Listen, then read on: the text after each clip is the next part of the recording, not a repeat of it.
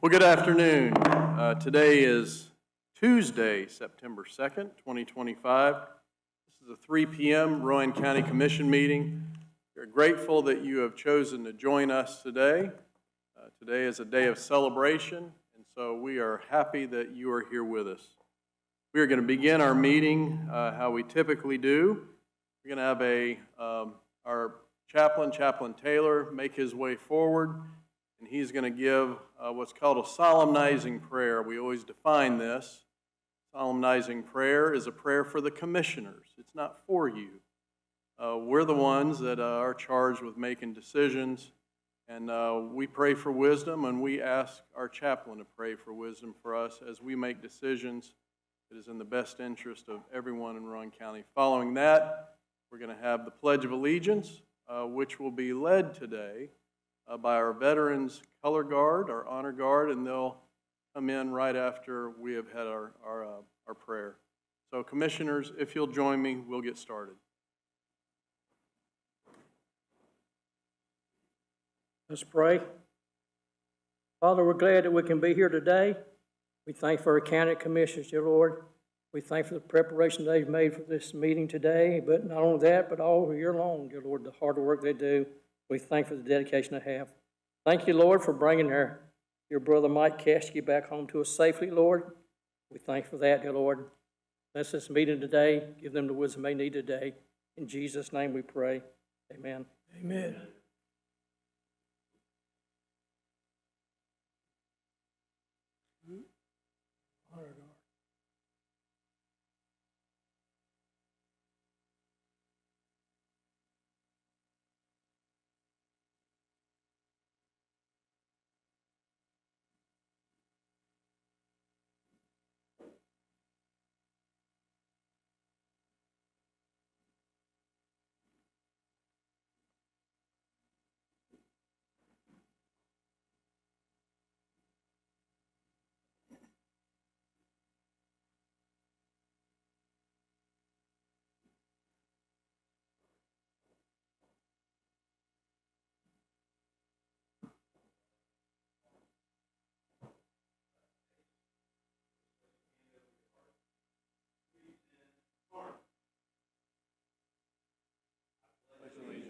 To the flag of the United States of America and to the republic for which it stands, one nation, under God, indivisible, with liberty and justice for all.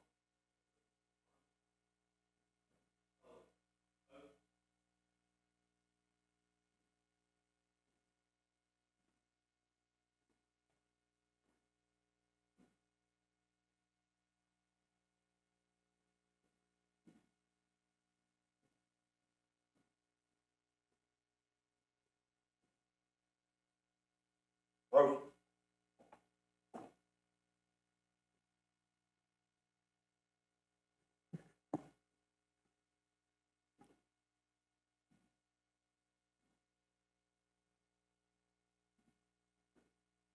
Now, Tom Duncan of the Veterans Honor Guard has a presentation to make. Tom?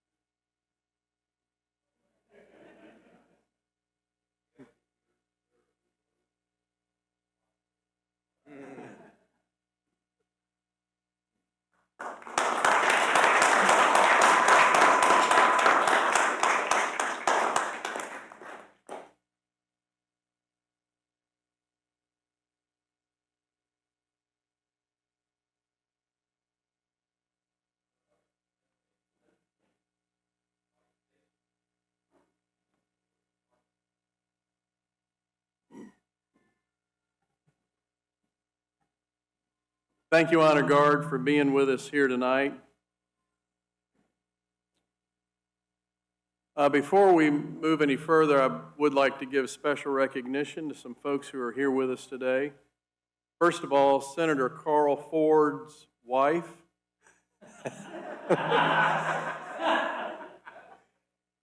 Is here along with her husband, Senator Carl Ford. Our friend, Representative Harry Warren, is here with us. Also, Mayor of Landis, Meredith Smith, is with us. Brittany Barnhart from Granite Quarry is with us. She's the mayor of Granite Quarry. We also have our planning board chair, Carla Leonard, is here with us. Lauren Kennedy, who is a local representative for Senator Tom Tillis, is here with us. Possibly most important, today is our friend Connie's birthday. Everybody knows Connie. What? What are y'all pointing? Grant? Is it Grant's birthday too? Oh, no, yeah, I'm getting to him. And our new representative, Grant Campbell. Grant, we're honored that you would join us. I actually had it written down here. I'll show you afterward. So thank you all for being here for this event today.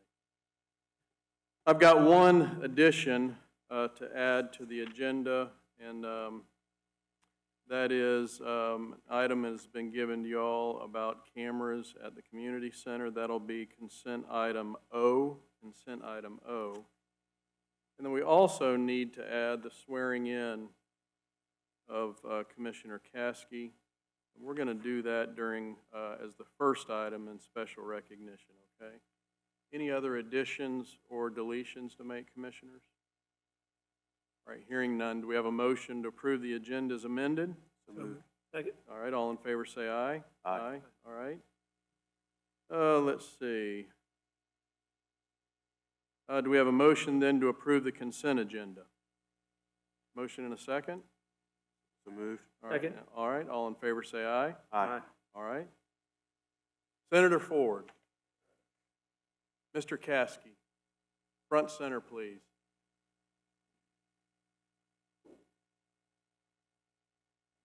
And Chaplain Taylor, I believe you'll be part of this.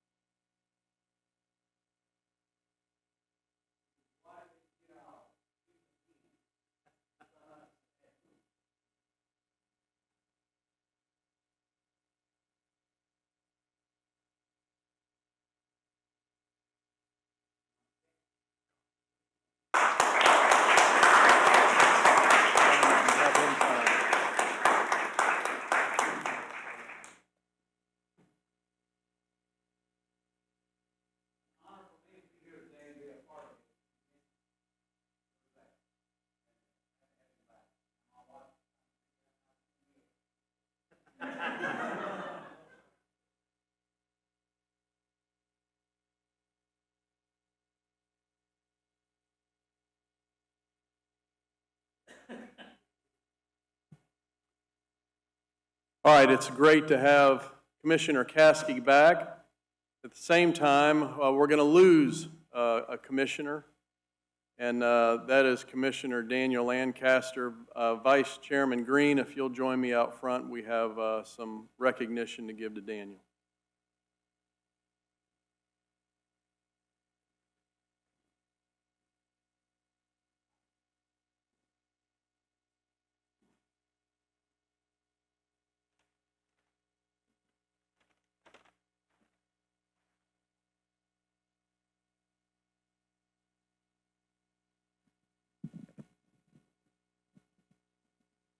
Daniel, coming in like you did, it's like coming into a middle of a football game, right? And you don't even know what the plays are, and you're having to join in. And so the way you did it and the contributions that you made, I've been in meeting after meeting after meeting with you outside of these chambers. You jumped right in. You're a real student of what we were trying to do. You've been a tremendous help to us with the background that you have in law enforcement and education, the stuff you knew about fire safety, and just the fact that you're a business owner and you understand these things was really a help to us. And so, again, jumping in the middle of the game and doing it with a great attitude. You're just a likable guy anyway, you know that, and so we appreciate you doing what you've done and taking time away from your family. So I'd like to offer up as a motion this proclamation recognizing Commissioner Daniel Lancaster for his service, Rowan County Board of Commissioners, whereas Commissioner Daniel Lancaster graciously accepted the responsibility of serving temporarily on the Rowan County Board of Commissioners from March 3rd, 2025 to September 2nd, 2025, whereas during his tenure, Commissioner Lancaster demonstrated unwavering dedication, professionalism, and commitment to the citizens of Rowan County, whereas his thoughtful leadership and service have contributed significantly to the effective governance and well-being of our community, whereas the Board of Commissioners wishes to formally acknowledge and express sincere gratitude for his efforts and contributions. Now therefore be it proclaimed that the Rowan County Board of Commissioners hereby recognizes and thanks Commissioner Daniel Lancaster for his service, dedication, and commitment to the citizens of Rowan County this second day of September 2025. That's for you, and we sincerely appreciate your time, your expertise, and your kindness. So thank you, Daniel. We'd also like to present to you, that was a motion, thank you. A second? All right, all in favor, say aye. Aye, all right. We also want to present to you a Rowan County flag. That's for you as well. I think we may have flown it over the Capitol here, the capital of Rowan County. So we certainly appreciate that. Jim, any words for Daniel? I'd just like to say thank you, Daniel, for the job that you've done, and we appreciate the time you put in here, and you were a great addition here while Michael was gone.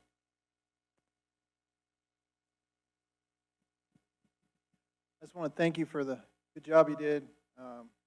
It wasn't my choice to leave. Kind of pulls on your heart and your mind, when you have to leave the people. And I'm glad that we had someone good here, someone to fill in. Good reports.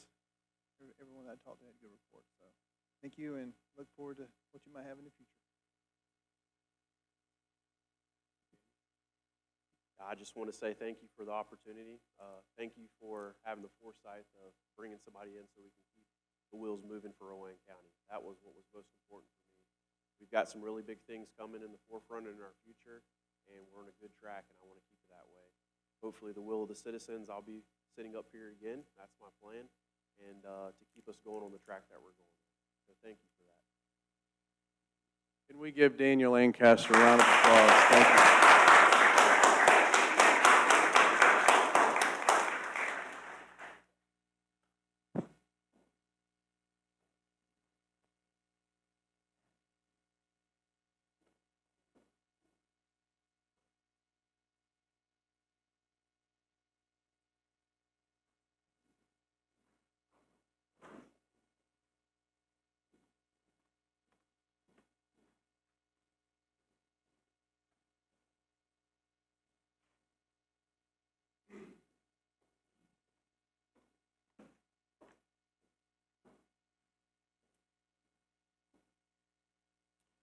We'd like to continue with some celebration of Commissioner Caskey, Harry Warren, Carl Ford, Grant Campbell.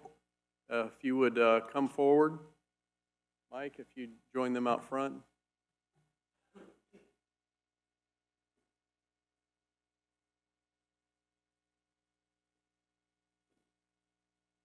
Grab that mic. Grab that mic.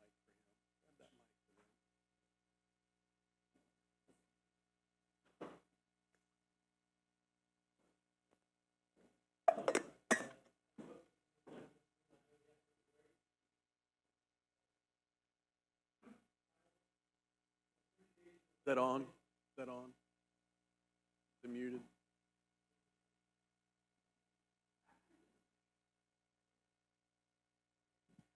Michael, in appreciation and recognition of your unwavering dedication to service to the community and to our country, the entire Rowan County delegation to the General Assembly of North Carolina wants to present you with this flag, which was flown over the state capitol on July 2nd. And it is on behalf of Representative Campbell, Representative Julia Howard, Senator Ford, and myself. Thank you so much for everything you've done for the county and the country. We appreciate your service. We appreciate you very much. Welcome home, brother. As someone who served as well, we prayed every day for your well-being. We appreciate what you've done for this community, and we appreciate what you've done for this nation. Thank you. Ditto all that. I appreciate your service to our county as county commissioner and serving in Kuwait. And he'd call me once in a while and say, "What are you doing?" He'd be walking around the compound. I was hoping he was carrying 3 or 4 weapons. Come on now, in Kuwait, that's not like serving in China Grove. So we appreciate Mike and everything he's done, and we know everything he's going to do in the future, and may God bless you.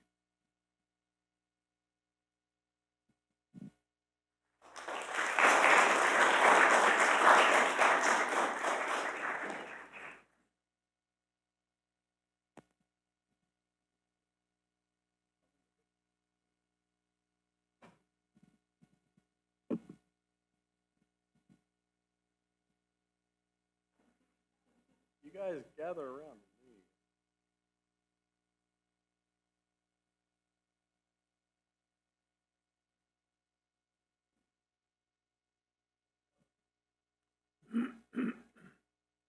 Mike, stay up there. Now we have Lauren Kennedy, representative for U.S. Senator Tom Tillis. Lauren? Hi. Well, I'll make this quick, but I am here on behalf of Senator Tom Tillis, and just on his behalf, I would just like to say thank you for your service, and thank you for all that you've done for this country in Rowan County.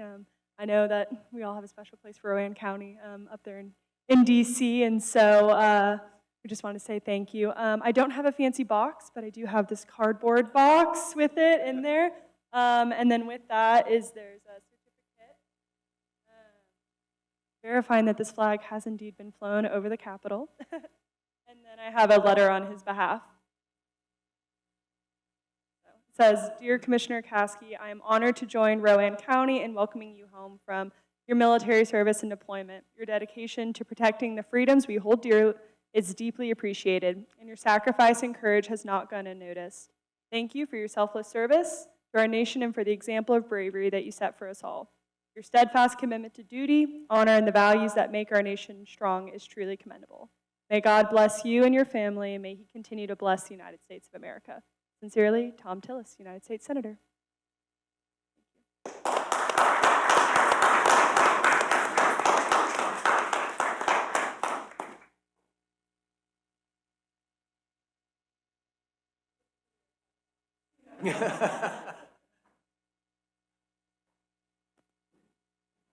Well, let me say thank you for all the gifts today and everyone that came out.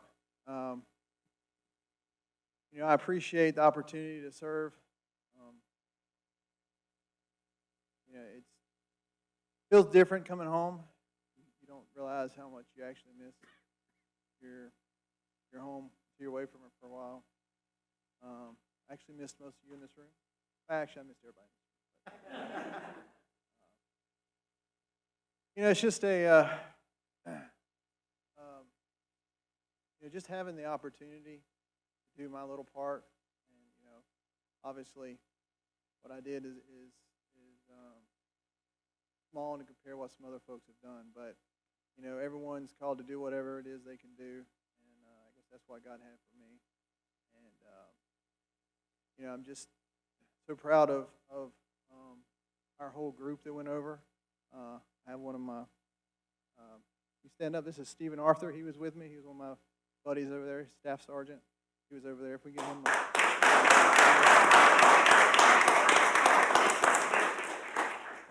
I wish that, they were all here. There's about 150 of us, and, we'll have some things later as a group up in Lenore. But being able to come back here, I've done this for 12 years, and like any job, when you do something for a while, sometimes some of the things get a little repetitive, and doing it kind of in motion, and just taking a step back, it reminded me of privilege it is to be a commissioner, and how we can impact people's lives on a daily basis. And I got elected while I was gone, so I really get to thank the citizens for that. But I appreciate the faith in me to bring me back up here. Thank you, Daniel, for stepping in and representing the citizens while I was gone. And I look forward to the things we got coming up. I'm ready to get back to work. Like I said, I appreciate each and every one of you and the citizens of our county. So, I don't usually talk this long, so I can't say everything I got. So, thank you.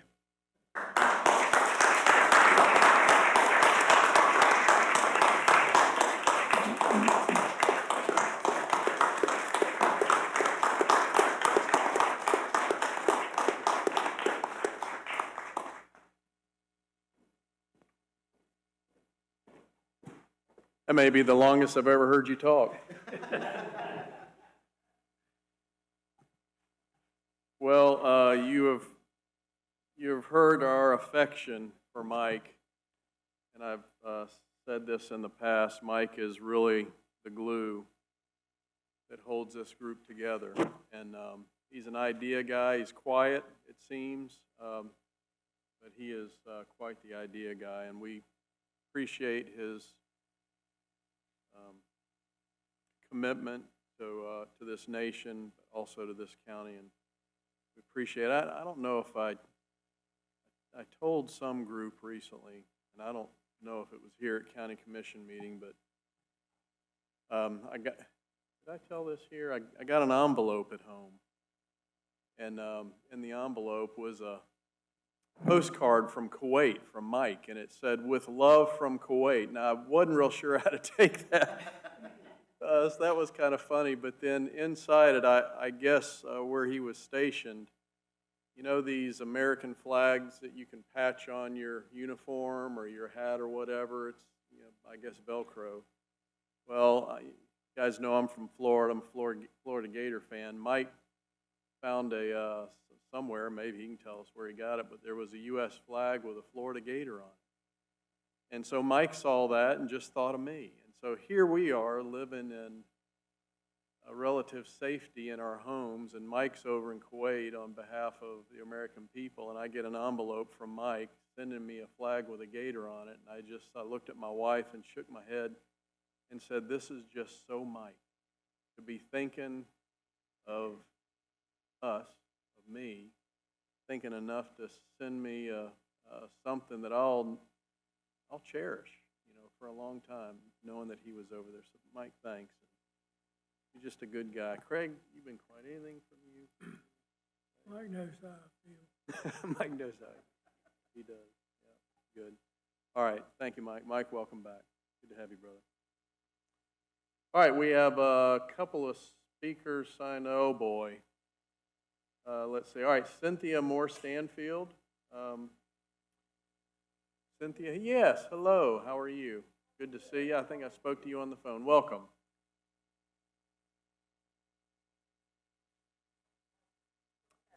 Yeah, up there at the microphone. Yes, ma'am. No, stand.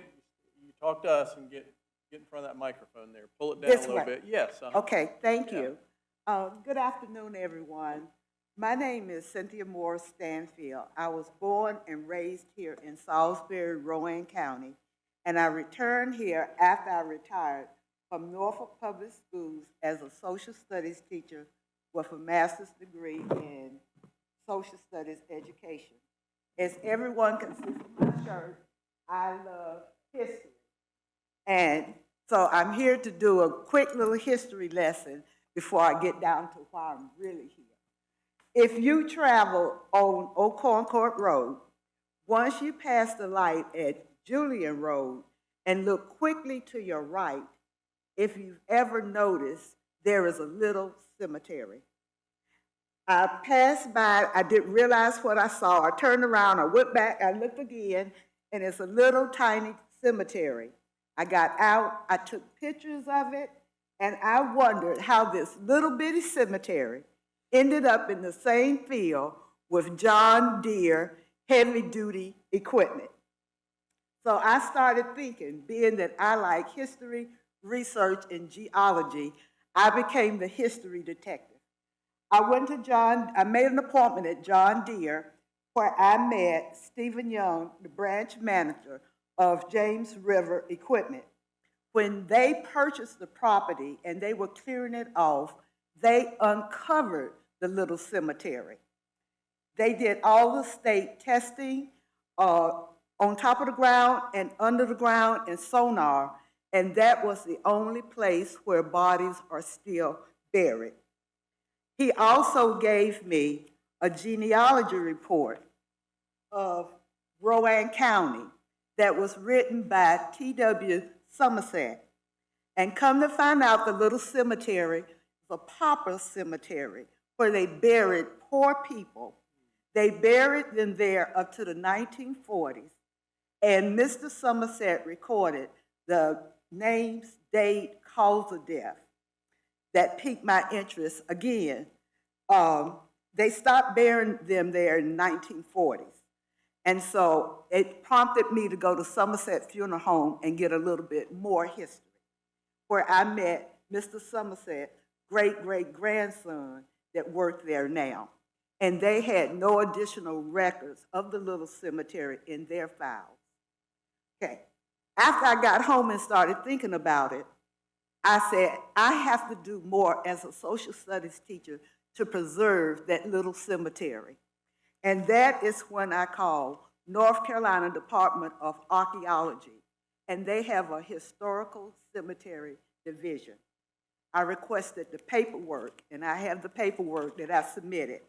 And lo and behold, they contacted me, and that little cemetery is now on North Carolina Registry of Cemetery, Historical Cemeteries. So every cemetery need a marker.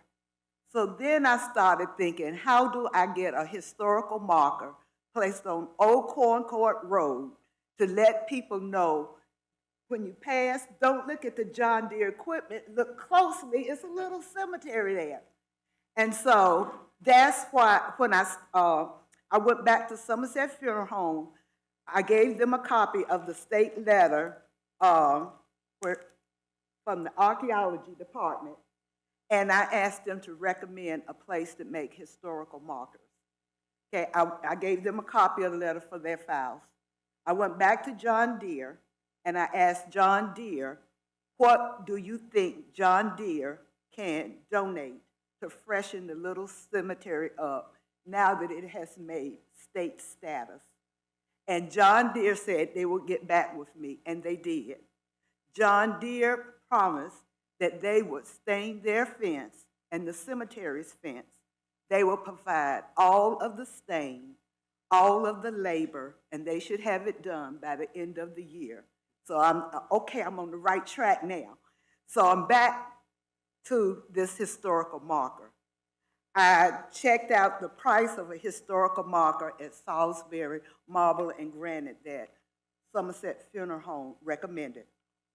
In the meantime, I started making all kind of calls. And Mr. Eds, I'm Cynthia Stanfield that called and talked to you. and you told me that you couldn't help me, but try the planning department. And I talked to them, and they couldn't help me, and they recommended me to North Carolina Historical Markers Division, but they stopped making markers for cemeteries, churches, and schools.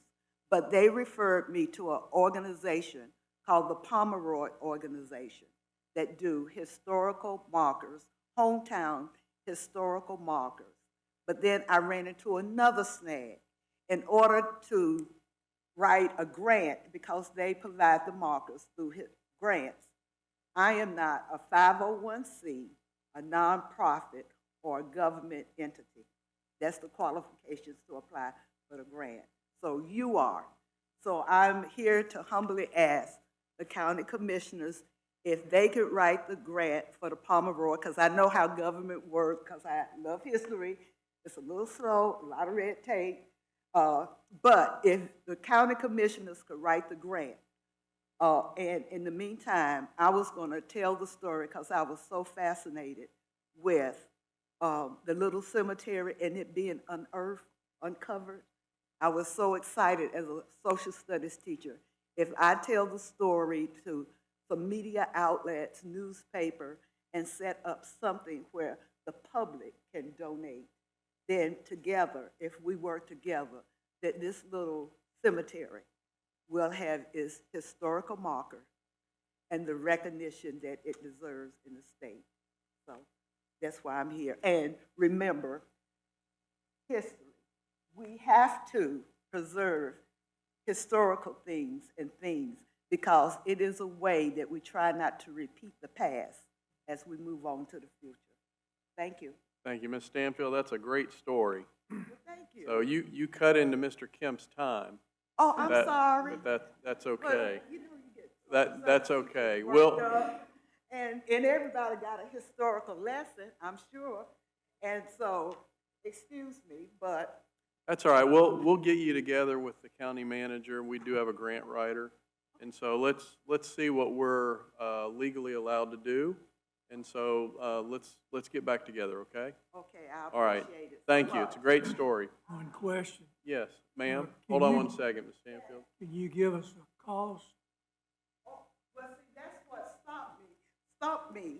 I do have the estimate from Salisbury, Marble and Granite, and it will be an all aluminum marker on the aluminum pole and also installation. So I do have, I had them to look at it, and they were fascinated.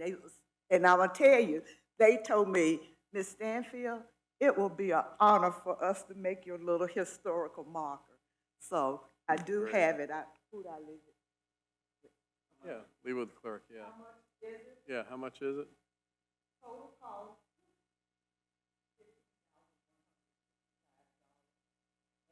Is there any cents along with that? Any cents? Any cents? No cents? The historical marker. Gotcha. Okay. All right, good.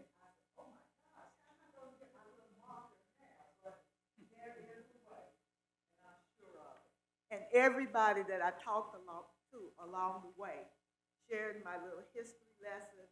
I was so honored to meet T.W. Somerset, great-great-grandson, Yeah. and to share information with him that his great-great-grandfather wrote. And so I've talked to him a couple of times, and talking to James River Equipment, and just asking, what can you donate to freshen up this little cemetery, since it is now on the North Carolina Registry of Historical Cemeteries. All right, well, let's get together and see what we can do, okay? Okay, well, All right. thank you. Thank you. Mr. Kim, you have 30 seconds.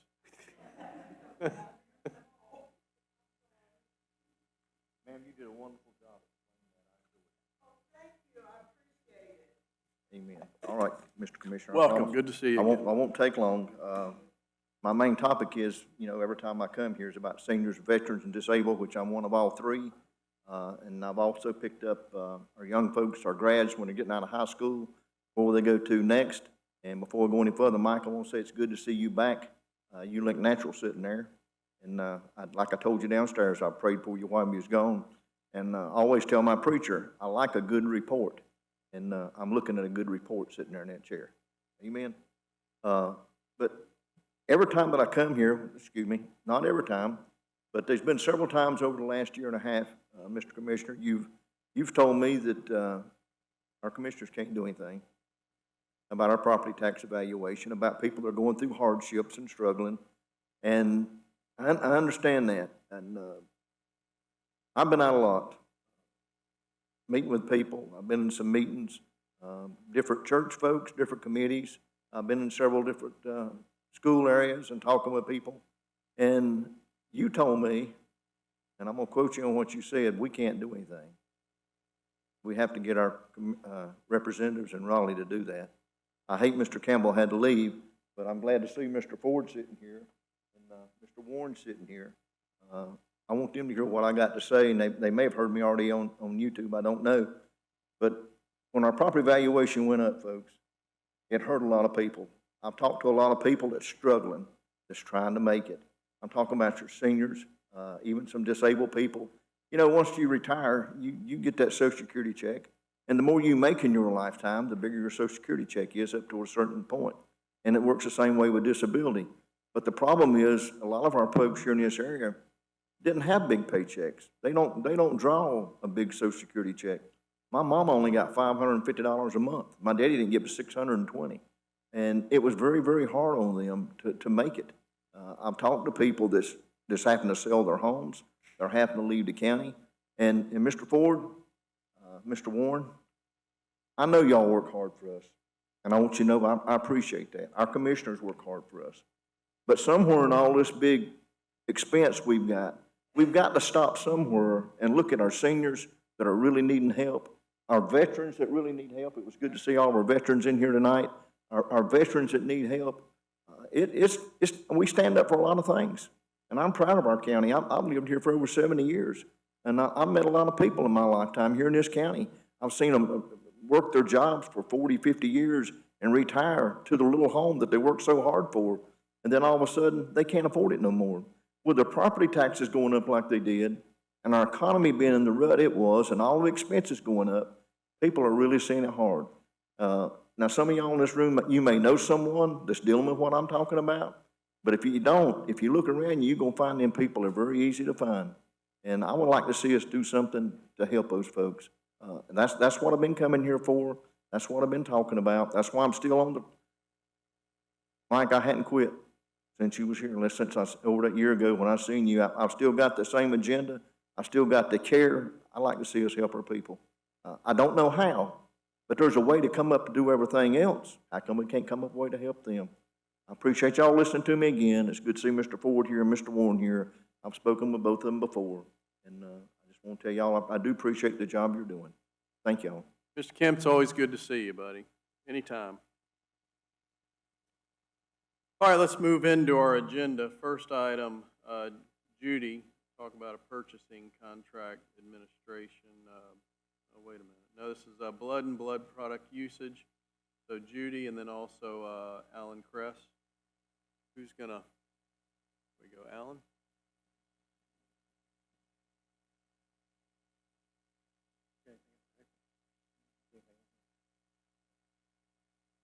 So, just give you a little history back after COVID, after when we hired Brian as the division chief of EMS, we gave him some goals of what we wanted to accomplish with the EMS division, and one of them was to get our personnel back up. We were 20 people short right at the end of COVID. Very proud to say that today we have one vacancy in EMS right now. Another thing that we was wanting to do was to get blood products, be able to give blood products in Rowan County. It's very important to be able to do that for trauma patients. You can give them IV fluids and everything, but that's not really what the body needs when it's been through such a very bad trauma. And at the time right now, until we get this, the only way you can get that is by calling helicopters. When they come in, they can get the blood products, but it's a very expensive ride, and we're 30 minutes either north or south of a trauma center. So if we had the blood products, we could get them on the ambulance, and we could take them just about as quick as what a helicopter is going to get them to either Charlotte or to Winston. So Brian, you want to explain a little bit about the blood products and how they help the body and everything? Yeah, so one of the biggest things the body needs, there's two things it really needs, it's an airway and blood. We can give them fluids all day long, but fluid can be just as detrimental as it can good. There are only a handful of agencies across the state of North Carolina, about 18 other counties that actually give blood products. We will be the next in line for this. We've already been approved by the state, we've been approved by all that we went to, all the regulatory commissions. Giving blood is one of the things that is the life-saving measure. That's what's going to make a measure.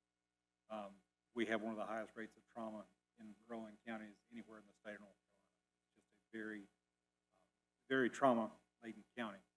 Having this as one of our tools is definitely going to make a difference in saving lives. Airway is one thing, giving fluids is another, but blood is just far and ahead of anything else that we've ever seen. This has an opportunity to really make a tremendous difference. So technically, how does that work? Well, I guess you can explain to us. Is it on every ambulance? No, it could be. That for us would just be cost prohibitive. So what we've chosen to do is put it in the supervisor battalion chief vehicle. That will be a chase vehicle, if you will, which is already responding to the scene of these accidents. They will keep it in coolers and freezers on that truck. It is swapped out every day just to make sure it is the freshest we can possibly do. How do you type, do the blood typing? And how quickly is that, and who can actually do it? So we will be giving packed red blood cells, be O negative, which we don't have. By carrying O negative, we won't have to worry about going through the type of cross match, that process. We will be giving the universal donor, which anybody can receive. So that is, it's the same thing that helicopters carry, the trauma centers carry in their units. So this has been something we've been working very closely with the trauma centers and the flight services to make sure we're doing it the right way. I'm O negative, so if you just want to swing by and pick me up, that might work too. Yo, you too? I'm not. So we just come before y'all, we're asking for the permission for the contracts to be signed with Novant Health to help us facilitate this to happen. Is this cost to the county at all? There will be a little bit of a cost, we don't know how much, but it, in a planned, I should say, is in the situation we have planned, it will be a 1-for-1 swap, an even swap. We will have to buy some of the supplies, some of the setups, which is very minimal. The only time it would cost us is if we go to, for whatever reason, have a wasted unit. That is a little bit of a cost. In talking to other counties around the state, that's something that they have not run into yet. So it's just a matter of staying on top of it. We're hoping to be able to just blend this into our budget we already have a lot. Where will you, your microphone here, where will y'all switch it out of the hospital? We switch out the hospital. So the main supply will come from downtown Charlotte, from Novant, Maine. They will courier it back up to this hospital and we'll do a swap out there. And as we see the blood, if we have not used it in the time that they allow us before the expiration date, we'll do a swap with that hospital so they can use it there. We'll take a fresh unit. Is that how local Novant gets their supply? It is. So they're not getting it. And I will add that this comes straight from the executive board of Novant. They are on board with this. They're the ones who helped us in doing this and making this possible. There are some other EMS agencies very close by that are very, I should say, much, much larger that have not had the success we've had. Great. Well, good. What do you need from us, Aaron? What do we need to vote to approve? Yeah, just a vote to approve, and thank y'all for doing that. Yeah, it's great. Sounds like this is a big deal. Yeah, really big deal. Okay, good. Well, thank you for your leadership. Y'all say we'll be the 19th county? Yes, I believe the 19th, correct. There is a map put out by the North Carolina Blood Coalition that's showing us it's already being accepted, so we are approved to go forward. I believe that does show. All right, unless there's any other questions, do we have a motion to So approve moved. Blood and blood product usage? Commissioner Pierce, motion? Second. Second? All right, any other discussion? All right, all in favor say aye. Aye. Thank you, guys. Wonderful, appreciate it. Yeah, appreciate it. The next item is for Rowan Salisbury School surplus property. We're gonna continue to table this to the next meeting. We're talking with the school system and municipalities, so we're gonna push that item. Jay, you need to do anything more than that? Push it. Mr. Chairman, can we get a list of what that is? Say that again? Can we get a list of what that is? Of the, Since we're surplusing property, I'd like to see what it is. I think what this specifically was about was the school in Landis, elementary school in Landis. Yeah, I think it was the elementary That school. one property. Yeah, it's just one property. And what was their intention? I think Landis is interested in that school, and so, working back and forth with, Jay and the school system and talking with Landis to see how best.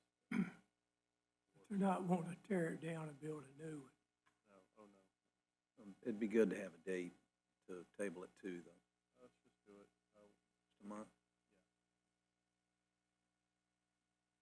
No. All right, Eli, is Eli here? Are you gonna be presenting this? Eli is our Assistant County Attorney.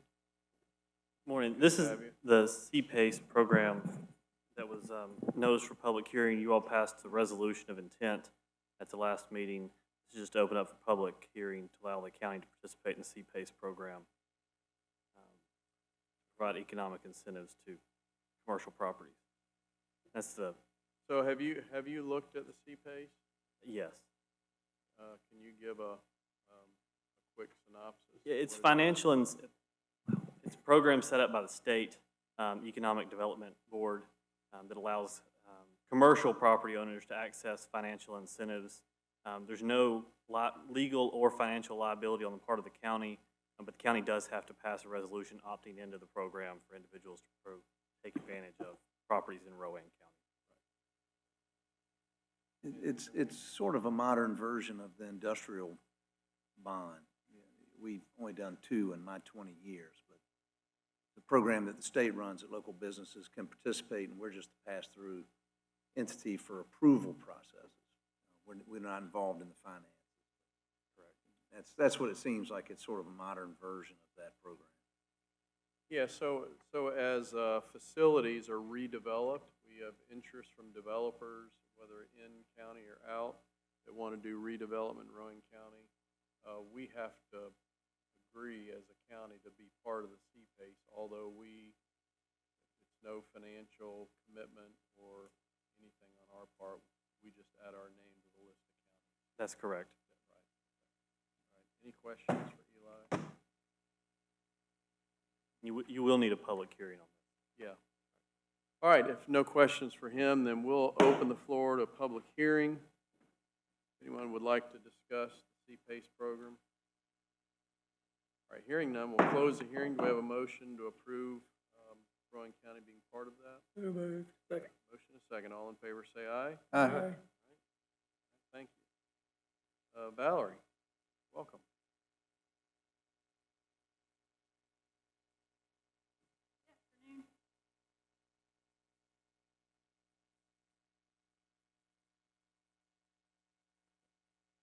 Right. Welcome to FY '27. That's what I'm here to ask you about. We're having a public hearing to approve for Rowan Transit to apply for grant funding for the FY '27 year. North Carolina Public Transportation will accept grant applications, and the Board of Commissioners is the official applicant. These are due October 3rd. This public hearing will allow residents the opportunity to comment. 5311, this is our community transportation program, covers some of our admin costs, salaries, some advertising, utilities.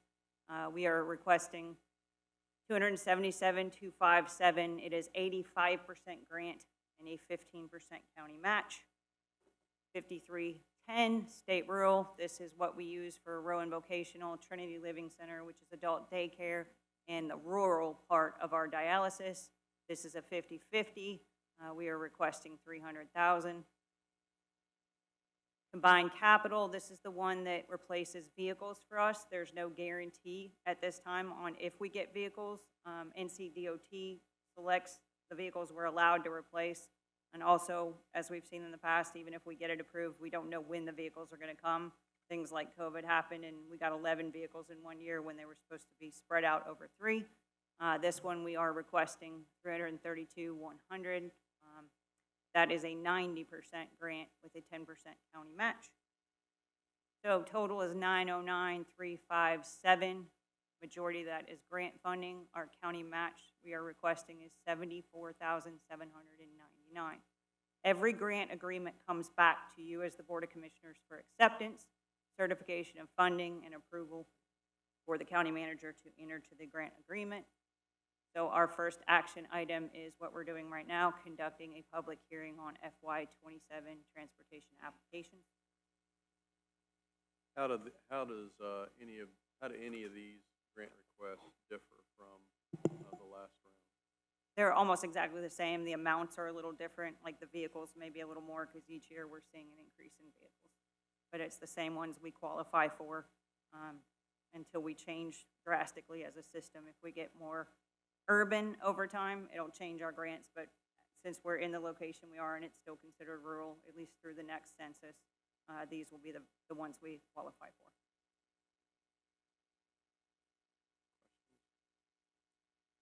Valerie, is this not the same grant that we request every year? It is, yes. Also, just want to make sure. All right, if there aren't any other questions, we're going to have a public hearing, and we've heard the amounts that are being requested for the 2027 transit system grants. Anyone like to chime in on this? Speak publicly on it? All right, hearing none, we'll close the public hearing. Commissioners, do we have a motion to approve the grant request for the fiscal year 2027 grant application? So moved. All right, we have a motion. Second? Second. All in favor, say aye. Aye. Any opposed? All right, thank you. And the third action item is to adopt the CTP Public Transportation Program Resolution. It's calling the county manager as the authorized official, and then the county attorney will affirm that Rowan County has the legal right to apply for these, and also sign the assurances that go along with grants. So that's the third action item of today.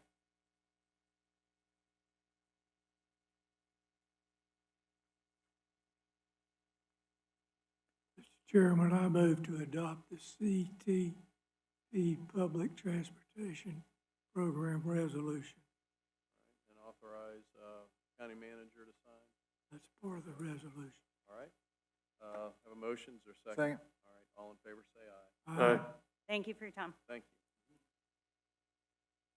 Aaron, you back there? There you go. Welcome, Aaron. Thank you, Mr. Chairman.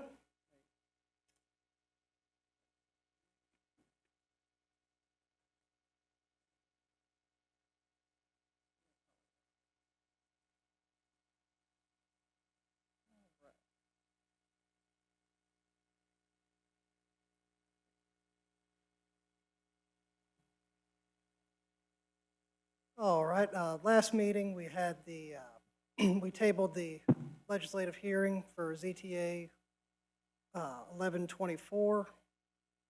This time, part of the reason was that the applicant wasn't available to attend the meeting. This time the applicant is here. Before we get back into that, if we want any kind of recap or, all right.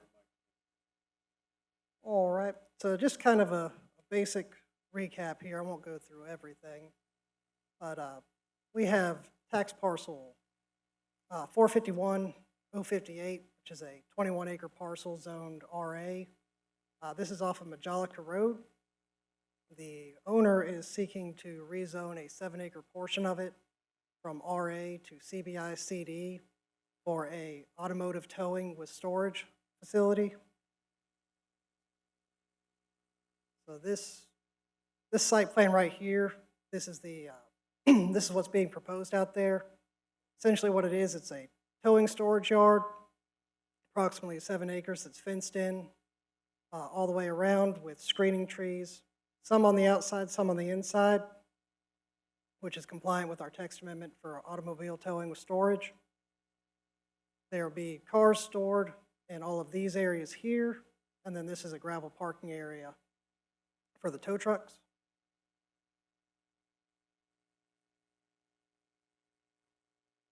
So these photos here, this is just a general view of what the of what it looks like currently. Or sorry, of what it looked like about March of last year. This is a full operational area, so this is what the 7 acres would look like out there. Just a brief overview in plans and policy. This is in Area 2 of the Western Area Land Use Plan, which recommends medium-density residential. See, the thoroughfare map identifies Majolica Road as a minor thoroughfare, which is indicated for rural business and a neighborhood business zoning district. The requested zoning is for a CBI, so that doesn't fall under either of those categories. Taking a look at the compatibility of the uses, so the existing district RA, most of the uses allowed out there are uses as a rural home occupation. The requested district is just going to be for the requested use, which is automobile towing with storage.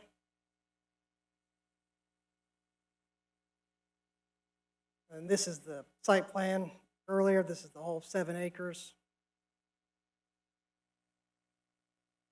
Taking a look at the vicinity, so this property is located between the Oakland Meadows Mobile Home Park and then a planned 94-lot subdivision inside the city limits of Salisbury.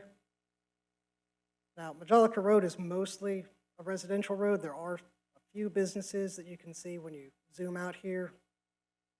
The eastern side of Majolica Road is inside the city limits of Salisbury, while generally the western side is in the county jurisdiction.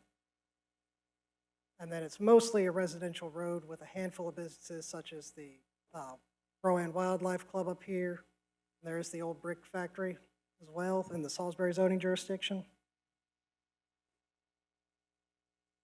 far as impacts on facility, Majolica Road is a capacity of 11,300 vehicles a day, and in 2022 is at 2,000.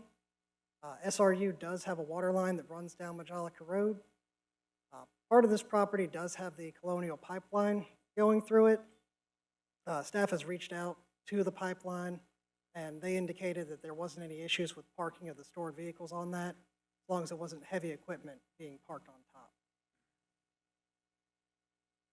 This was heard at the June Planning Board meeting, and at the Planning Board meeting, there was, the applicant indicated that there were no specific license requirements for the use, that there are typically between 200 and 250 cars on site at any given time, and that cars remain on site up to about 5 to 6 months. And the applicant also indicated that they would be willing to alter the screening if necessary to where all the trees were on the outside and the fence was on the inside. One person spoke in opposition at the courtesy hearing, and that was Daniel Pierce, the manager of the adjoining manufactured home park. They spoke on the cars being on site longer than 6 months. They also mentioned that there was a fire on the applicant's property that spread over to their park, and they shared some photos with the board of the fire damage. The planning board ultimately approved the rezoning and adopted the following statement. And then just a couple comments is that if the board finds this use to be appropriate, extra scrutiny should be applied to statements to justify the location against the recommendations of the land use plan. The board should consider the merits of this request the same as they would if the request had been made prior to placing everything out there and operating the business. Since this is a conditional zoning request, the board may look at mutually agreed upon conditions to mitigate adverse impacts on adjoining properties. Things such as decreased operational area, increased setbacks, increased screening are things that you could consider. And the property is still in violation of the zoning ordinance, so enforcement action on this violation is still suspended until the zoning request has been processed. So procedurally, we're looking at continuing the legislative hearing, adopting statements, and then approve, denying, or tabling the request. If you have any questions, both me and the applicant are here. Well, could you back, what was the school, planning board? Yeah, the planning board. Yeah.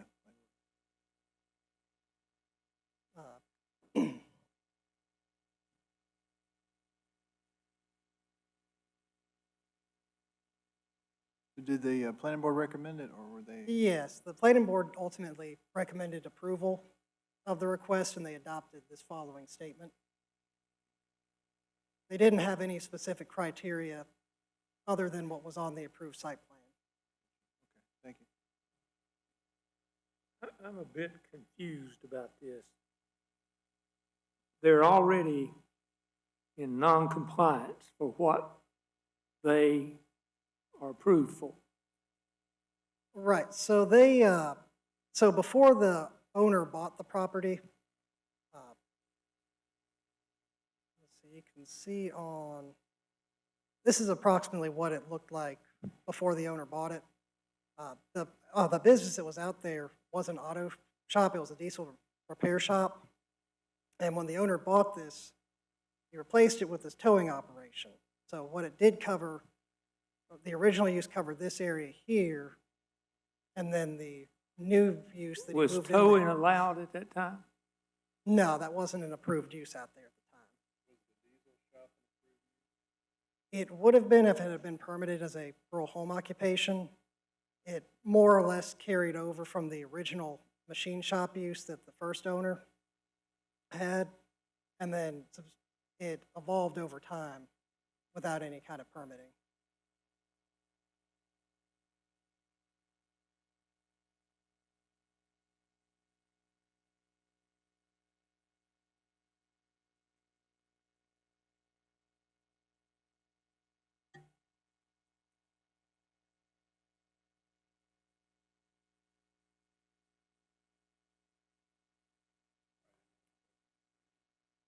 So what, said there was a fire in the lot that went over into the mobile home? Yeah, they, I don't have any specific pictures of the fire, but essentially there was a fire that happened on their property that wound up spreading over to the manufactured home park. I don't believe there was specific damages to the park. I think the park owners could attest to that, or they could give you a little bit more information of that. Was the fire related to the vehicles, or is it just a? No, it was, at the last hearing, I think the owner testified that it was an electrical line that came down in a tree and started a fire.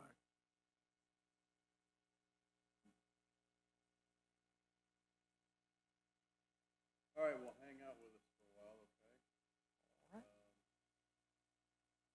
The applicant, the owner available and would like to speak? Yeah, come on forward. And so we'll resume the public hearing from the last meeting and allow anyone that spoke then to come back up.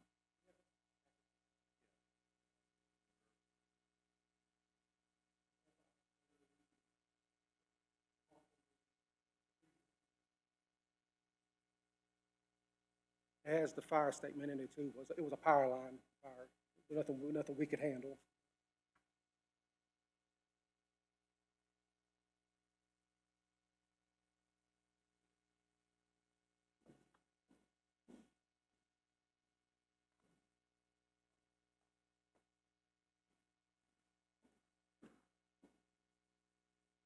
Mr. Chairman, can I ask a question? Has there ever been any type of fire before? Yes, sir. The earliest statement is in there about 3 years ago. The same tree power line. It's actually it's on the property line of both properties.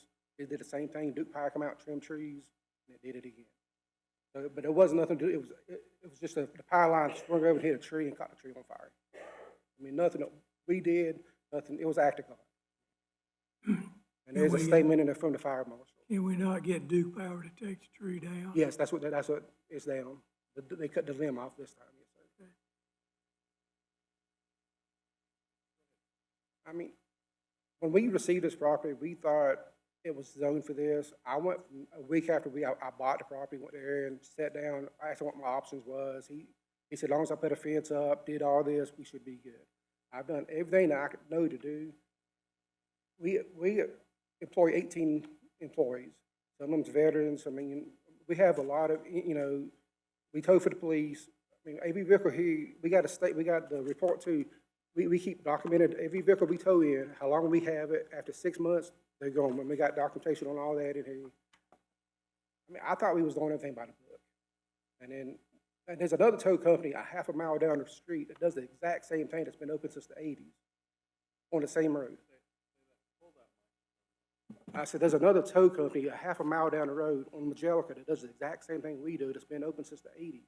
Nobody has an issue with them at all. And the zoning picture, they're not zoned correctly. So I don't know. I've tried to do everything by the book, and it seems like more I try to do it by the book, more people has issues with it. I mean, Where's the towing company at? Kepley's Back toward 70 or? my towing company or the other? No, I know where yours is. Yeah, Kepley grading at the end of the street. Towing. They tow for the police just like we do. They store vehicles just like we do. Cheryl's Ford Road. Yeah, right there at the corner. They're Yes, sir. inside the city. Yeah. I mean, I showed the pictures of my property. From our road, you cannot see any vehicles from the road. Everything's mowed. I mean, it's kept nice. We keep everything organized. The only way you can see our vehicles is by flying a drone over our property.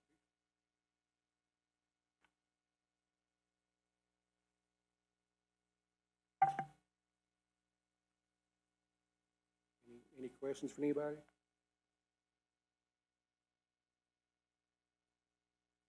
How often do you have a vehicle that stays past 60 days? Most of them, I got a report here if you'd like to see how long we've had No, it. I mean, so if it's a fatality or if it's in litigation, 3 to 4 months.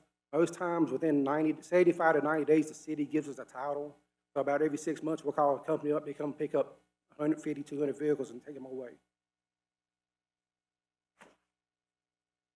I mean, all these vehicles are the vehicles that's sitting around these abandoned houses, accidents in the road. I mean, it's stuff that y'all don't want to see in the city, so we try to consolidate outside the city so y'all people don't have to see the stuff, you know. I mean, if you drive down 29, I mean, back towards China Road, there's a tow company every street corner. You see how bad that looks. I mean, would you rather not see that? I would, you know.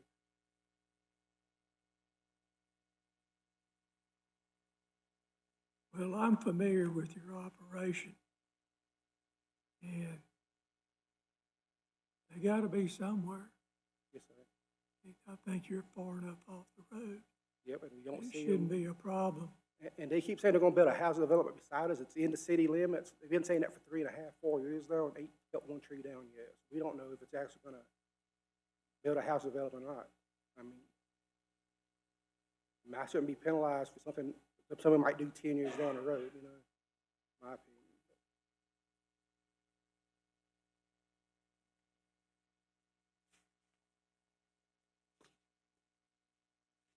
And like also, there's a few pictures, you know, of like, that people say that we're making the value of the trailer park go down. I mean, they're running restaurants out of the front of a trailer and stuff like that. I mean, I'm trying everything I can to make my property go up, you know? I mean, I don't want it to go down. Yes, sir. That's right in front of my driveway, like 2 houses down to the right.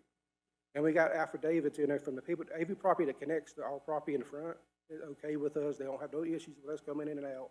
We're open Monday through Friday, 9 to 5. I mean, yes, we might bring a vehicle in at 2 o'clock in the morning from an accident, but we'll take 5 minutes and leave. We don't hang out.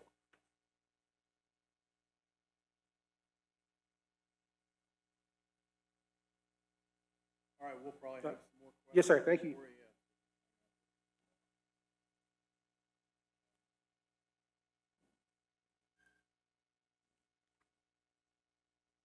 Good afternoon, Mr. Chairman, Commissioners. Again, John Scarborough, I represent Oakland Meadows Manufactured Home Community.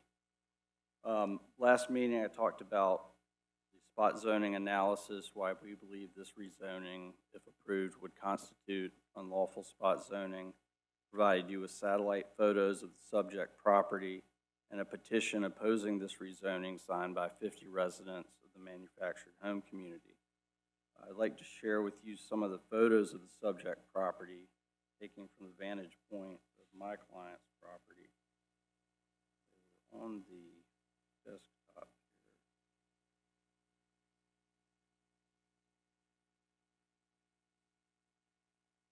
Looks like we just have the fire photos, but here's a video of the March 8th fire. And when you watch this, this was taken by one of the residents, and you can hear her saying cars are exploding.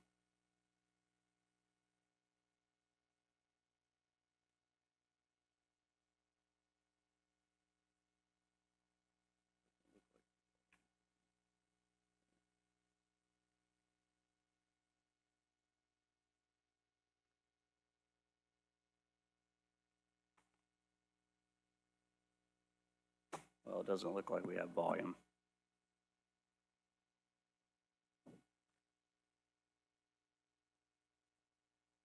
There's some photos of the aftermath of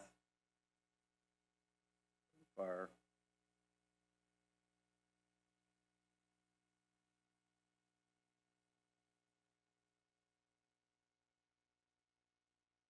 How close it got to the manufactured home park.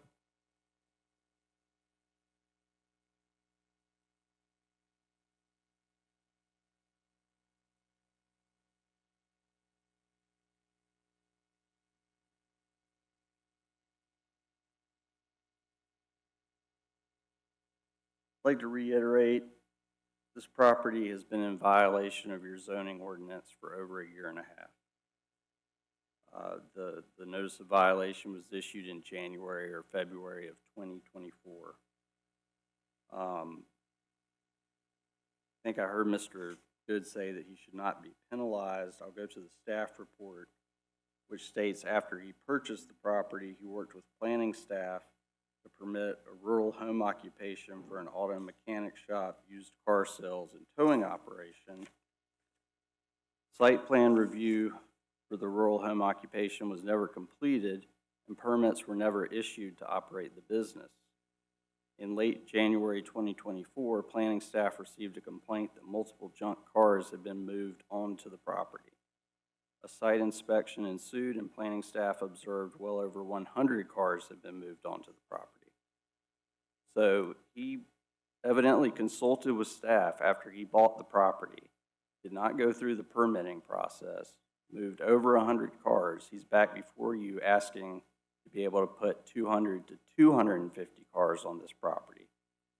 I'm not going to go through the entire spot zoning analysis again, but spot zoning is a zoning amendment that singles out and reclassifies a relatively small tract in single ownership. This is 7 acres owned by Mr. Good, that is surrounded by a larger area of similar uses, residential uses in this case, in order to relieve the small tract of land from restrictions. In this case, the restrictions of the RA district and the notice of violation, which is not being enforced. And the key question when you have a spot zoning is, does the rezoning have substantial benefits for the neighbors and surrounding community? There's been no showing of any benefits to the surrounding community. No one has gotten up here in the community and said, you know, we want this salvage yard or towing operation here. You know, you've got a community to the south and a planned community to the north. And so my client just respectfully asked that the board deny this rezoning application. Happy to answer any questions.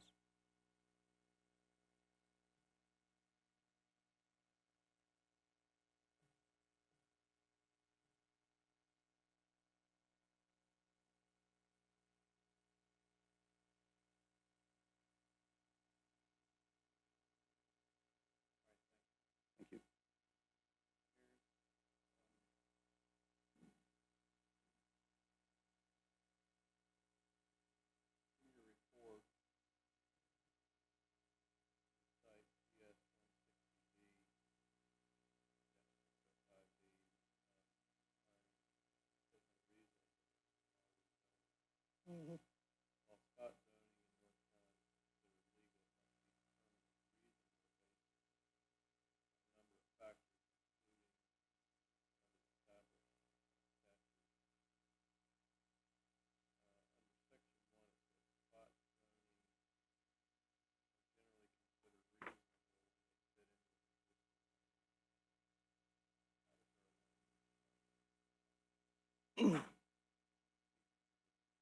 So specifically, the land use plan in this area recommends things that would fall under rural business and an NB zoning. So it doesn't fit into the current land use plan. Into a what zoning? Neighborhood business zone. And what are some examples of neighborhood business? So like a retail shop, neighborhood business zoning has limitations on how large of an operational area you can have. So you could do some uses, not specifically towing. I believe like you could do like automotive sales, repair in that district, but you're limited on the size of your building, you're limited on your operational area, and there's also some time constraints, like I think it's 7 in the morning to 11 at night, operational areas, or operational hours. So then that's why it leads into section 2 of that statute. It says the benefits, it would be reasonable based on a number of factors, including the following. So one is when they fit into existing land use plan. 2 is the benefits and detriments to the landowners, neighbors, and surrounding community. Spot zoning that is beneficial to the community may be considered reasonable. Benefits should be substantial for the surrounding community and not just generally beneficial. I guess I'd finish that sentence to the county or the state or nation. And that leads me to believe that they're okay with spot zoning for business that's benefiting the neighbors around that, like a gas station. Yeah, Right, like specifically a like convenience store, or like a farmer's market. Things that may not fit within an RA district, but which definitely benefit an RA district. Am I reading that right? Yeah, they generally talk about things that if it's a service use that's beneficial to the areas around, typically they talk about things like if it was a doctor's office or some sort of business like that that's servicing the community locally there, as opposed to just the community of like the jurisdiction in general. And then it goes on in number 3, the spot zoning may be considered reasonable when the allowed uses in the new zoning district are not radically different from the current allowed uses. Now that is not necessarily, and it's a genuine question I don't know the answer to, not radically different from the current allowed uses. That's not necessarily talking about that site itself. Right, that would be any rezoning. So if you had the surrounding area. Yeah. A good something to think of with that would be like if you were rezoning from a rural residential to a rural agricultural, if that was a spot zoning case, in an instance like that, rural residential and rural agricultural are very similar in their uses, so you're not doing substantial change if you went in a rezoning change like that.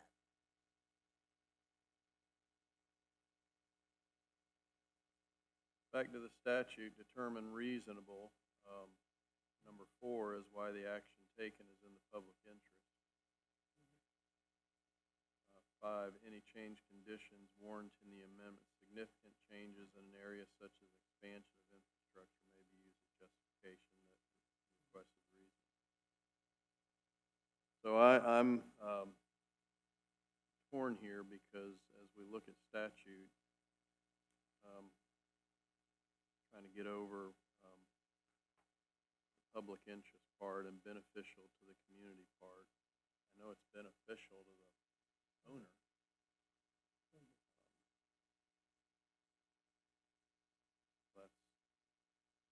reading statute, having a hard time.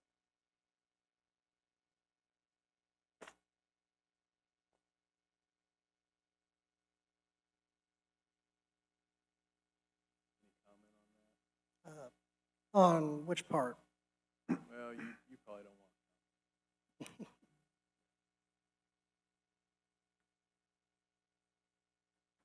So, obviously, I'm playing catch up here.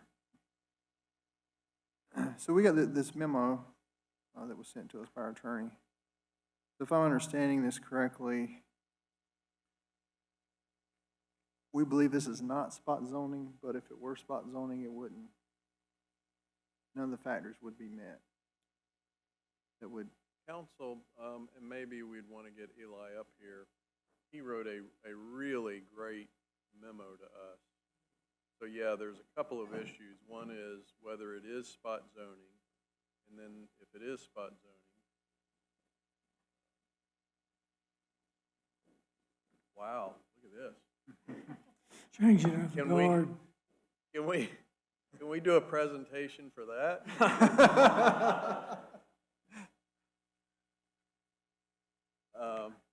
Yeah, so could you talk a little bit about the memo? Yes, Chairman. So we looked at this when this came in, and the first question that we really started with was, does this fall under the spot zoning? Is it allowed? But in examining that issue, what came to light is what I believe precludes this from being spot zoning, frankly, on a technicality, is that I'll read the definition. This is from a North Carolina Supreme Court case, Blades v. City of Raleigh from 1972. It says a zoning ordinance or amendment which singles out and reclassifies a relatively small tract owned by a single person and surrounded by a much larger area, uniformly zoned so as to impose upon the small tract greater restrictions than those upon the larger area, or so as to relieve the small tract from restrictions to which the rest of the area is subjected, is called spot zoning. What we keyed in on there in this research is the requirement that the small tract be owned by a single person.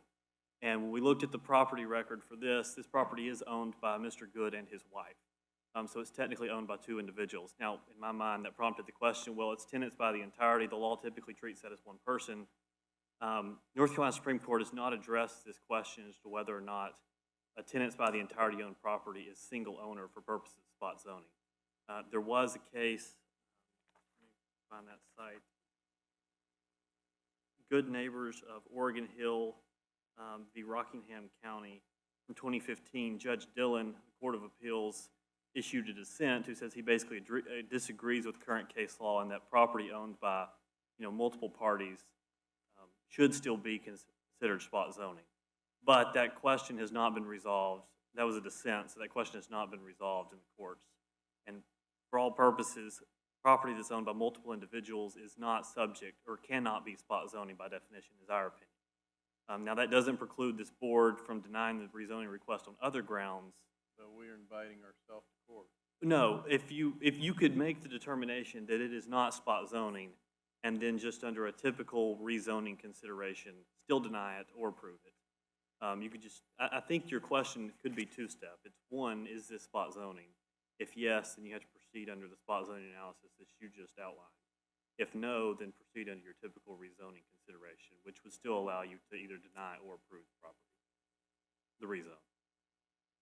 Mr. Chairman, I know that there's two names here, but I guarantee he tries to divorce, there's only gonna be one name on that check. Been there, done that. Okay. So, to me, it's a moot point. Mr. Gould owns the property with his wife if he's married. If not, then whoever. So to me, it meets the requirement for spot zoning from what I've just heard.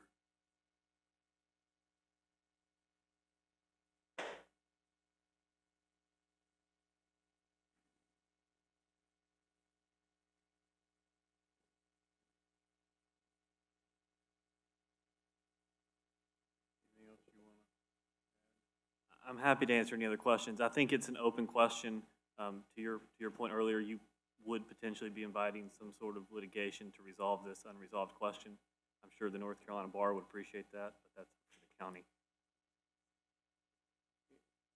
In regard to the spot zoning. The question of single ownership and spot zoning, it's an unclear answer of whether or not tenants by the entirety, or even the case that came up before the Court of Appeals in 2015 was a father and son on the property as individuals. The court there didn't get to that issue, but in the dissent, he said, father and son owning a property is not. their opinion was, that's sort of a technicality. We shouldn't allow someone to avoid spot zoning simply because they own it with someone else. I mean, under that theory, a company could create an LLC straw man, deed them 1% of the property and avoid spot zoning. Frankly, I don't know why more people don't do it. Yeah. So then, if That was the court's sort of reasoning. so then help this board if we are not going to apply spot zoning. Everything that follows from that, where it says it must be determined as reasonable based on a number of factors, these factors that I cited then would not apply. Correct, and you'd probably want to bring planning staff back up to answer it would just fall to your standard rezoning question if spot zoning were not an issue. Your legislative hearing for whether or not you should conduct a rezone ignoring spot zoning. Planning could probably walk you through that better. Well, some of these things still apply from a... Correct. There's still things to consider for the rezoning analysis. Its benefit to community, whether or not it falls into the plan, et cetera. Are you back, Jay? Yes, they were missing one of the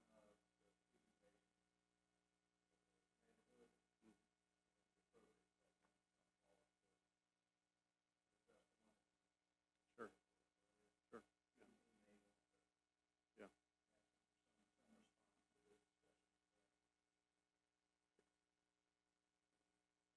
Real quick, the spot zoning, the single ownership, if that were the case, then someone could apply for a rezoning, and someone opposes it on the issue of spot zoning, then that person just puts their spouse on the deed. I mean, I'm a lawyer, I get it, you find little, and maybe it hasn't been answered by the courts, but I think that's putting form ahead of substance. These are photos from the vantage point of my client's manufactured home community property. And this photo was taken in February. The next photo,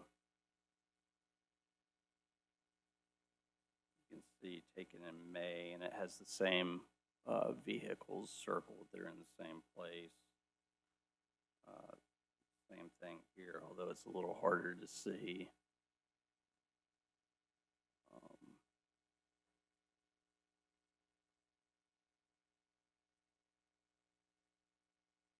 Just wanted to get those into the record. Thank you. Does that really matter? We're going to have 250 cars there that are moving through every 60 days. They're still going to have 250 cars. I've got to put everything I can into the record. What's that? I said I have to put every photo I can in there. Yes, sir. All right.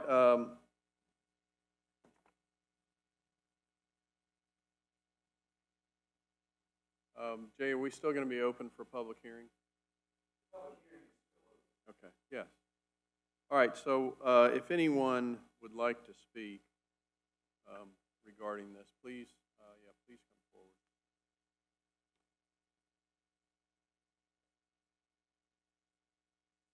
Hello, my name is John Autry. I'm the manager for Jeremy's Good Yard there. Again, I keep hearing the spot zoning and all this stuff. From my understanding, we had hired a consultant, Mr. Richard Flo, that kind of advised us on a lot of things. And one of the things he pointed out to us is that spot zoning was not illegal. It was actually okay if we benefited the surrounding community, in any form or fashion. So again, we went back to the same neighbors that I guess were coerced into signing their petition.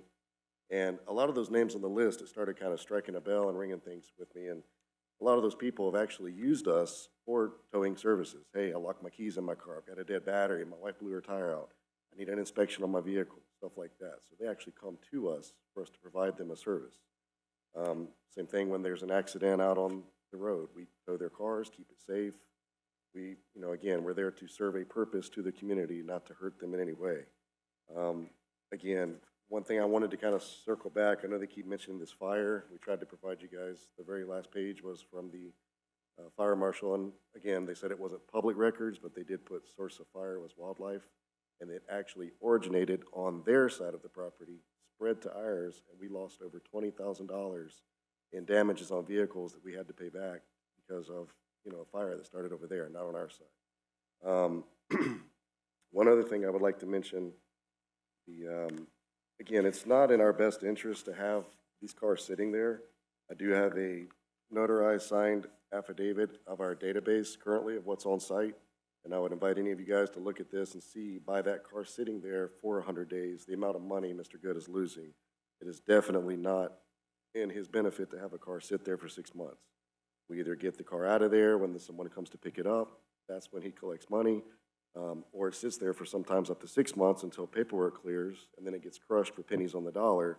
And this right here would actually reflect how many thousands of dollars we're just missing out because people can't, you know, get their cars, or, again, fatalities, stuff like that. I mean, it's really sad that they're trying to make us out to be the bad guy, but we are truly here to serve, you know, the community. We are on rotation with the highway patrols, you know, a lot of the local police departments. There is a need for that. When your car gets pulled over, the guys go to jail. Cars got to go somewhere. It can't sit on the side of the road, can't be abandoned. So, I mean, we do have, you know, they do request us to come and get them, and we hold them safe until the person either A, comes and claims their things, or is able to come and, you know, pick up the vehicle and pay what's due there. So there's just a lot of things there. I would like, and again, this one thing I would like to also point out too, the first petition from the mobile home park. Again, I knew a lot of these people because we've done services for them. The main thing I keep getting told every door that I knocked on or phone that I called, we were all coerced into signing this because you're contaminating our water supply, is what they told us. From our understanding, there's a main water pipe that runs down Majelica Road that gives them city water that doesn't even cross our property. So again, any contamination or anything like that they'd be concerned about, I'm not sure how that would even be an issue. And there is, you know, standards. I'm not sure if the Rowan guys are still here for the emergency management. When a vehicle does become in an accident, typically battery cables are cut, you know, fluids are already spilled out on scene. We have to clean that up before we can move the vehicle. 90% of these coming in there have no fluids, no batteries left in them, something like that. It's really more of just a storage. I don't really see any danger with any kind of contamination or fires or things that people keep putting out there. So I just wanted you guys to kind of have an understanding of our operation and what we do there. I believe the gas pipeline, you guys have already saw that email. We had another email from them saying that, you know, the terms we talked about last time, as long as there's no heavy equipment on the thing, is fine. Other than that, I believe that's all I had, unless there's any questions for me. Great. Do we want a copy of that fire report for the board? Yeah, Did there's you have a actually copy one of in each of those folders we handed out, but again, it says it's not a public record, so that was coming straight from the fire, NC Forestry fire people that came out after, yes, sir, after, I believe Andrew King was the actual fire marshal. He got us in contact with those people, and they developed and concluded that it happened on the mobile home park side, spread under the fence, and came over to our side. And there was vehicles sitting there, and then they, you know, rubber tires, fire in the grass, things do happen. So it wasn't like they were sitting there leaking out gas or anything. It's just the fire came around the fence, and in that picture or the video where you can actually see them running and kind of zooming in on the fire, all that now has actually been fenced in. That is no longer visible or accessible, you know, to cut through there anymore. We did contact Colonial. I have a letter here showing where we put up a fence, and that was appropriate. They came out, monitored as we drilled around the pipeline and put in a fence there, and we followed other guidelines for closing that section off and leaving an access for them to get in and out if they ever had to.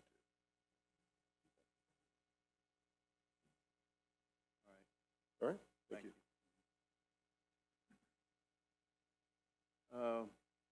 Aaron, can we get you one more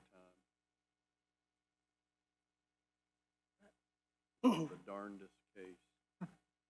Will you go back through just briefly with us the timeline on this property? Yeah. So, going all the way back, so this property was within Salisbury's ETJ up until 1999.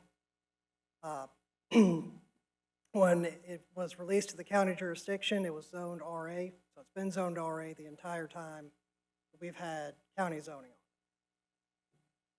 it. The existing shop back there was built in 2001, and it was originally a 3,700 square foot metal fabrication shop, and it was permitted as a home occupation. Meaning there was a home there on the lot, they lived in. Right. Since then, that shop got expanded somewhere between 2014 and 2018 without permits to its current. Original business? I don't believe so. At some point, it swapped over to a diesel mechanic shop. So that's not the original business that was permitted out there. So started sheet metal, home business. Yeah, they were doing some metal fabrication out there, what was on that zoning permit from 2001. And then sometime afterwards, that morphed into a diesel mechanic shop. And then between 2014 and 2018, they expanded the workshop to 7,500 square feet without any permits. The current owner, Jeremy Good, purchased the property in December of 23. He originally was working with planning staff to do a rural home occupation. He was to live on site and then operate a auto mechanic shop, used car sales and towing operation. They went through site plan review with us, kept going back and forth, couldn't really get anything that met the standards of the zoning ordinance. They abandoned site plan review, so they never received any permits to have any kind of operations on site. And then in late January, we received the complaint that all the cars have been moved out there. Staff went out there, investigated it, put it under zoning violation. And then we met with the owner in February to discuss how to come into compliance. February when? Yeah, February of 24. 24? Right, So the complaint was January 24. right. So when we met with the owner, we discussed what was going on out there, what they'd like to do out there, and we came out with they wanted to do automotive repair, retail sales, wrecker service, including the storage of the vehicles. They were wanting to do motor vehicle parts. They wanted to salvage some of the cars.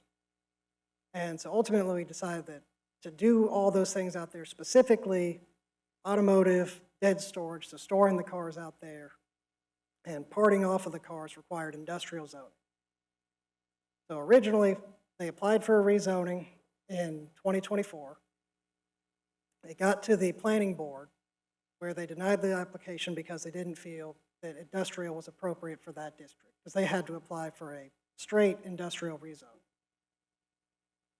But while they were doing that deliberation, they talked about how they thought it may be appropriate to look at just the towing operation and the storage of the cars out there. So we did the text amendment, ZTA 0324, and we came up with the rules of automobile towing with storage.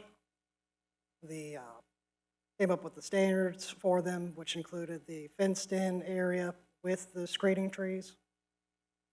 And that text amendment was approved and ratified at the very end of 24 in December. So after that, once we had the new amendment in the zoning ordinance, the applicant got a site plan put together and amended his original rezoning application to be a site-specific CBI-CD application just for automotive towing with storage.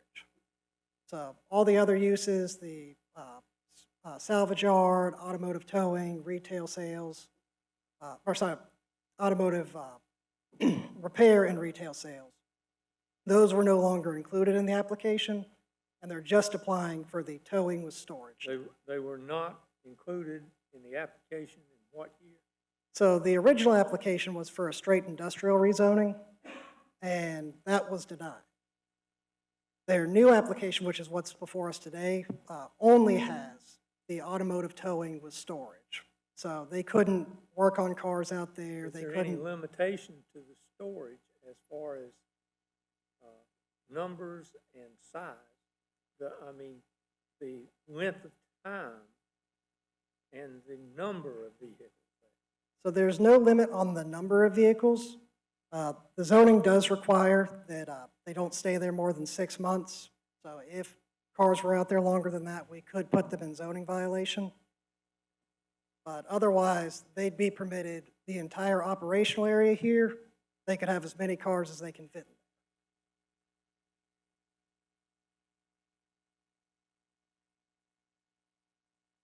Is limiting the number of cars, is that something that could be added to a conditional use? Yes, that's something that you could look at, is you could either shrink their operational area. That'd probably be the easiest way to do it, instead of having a set car count, because then we'd have to either count the cars to see if they're in violation, or if you just shrink the area, that would limit the cars just by a physical constraint.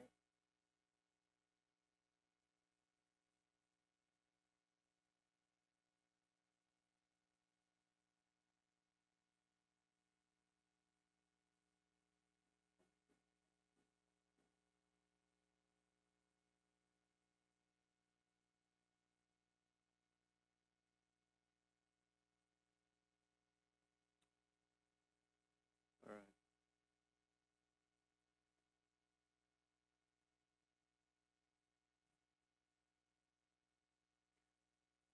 Mr. Chairman, I don't want to close anybody's business down, but I can see the issue that the mobile home park has with 200-plus vehicles out there, and it turning into an absolute junkyard out there.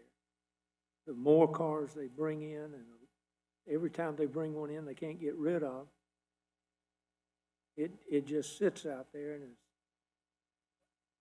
beyond a distraction. It becomes a liability to them and the neighborhood.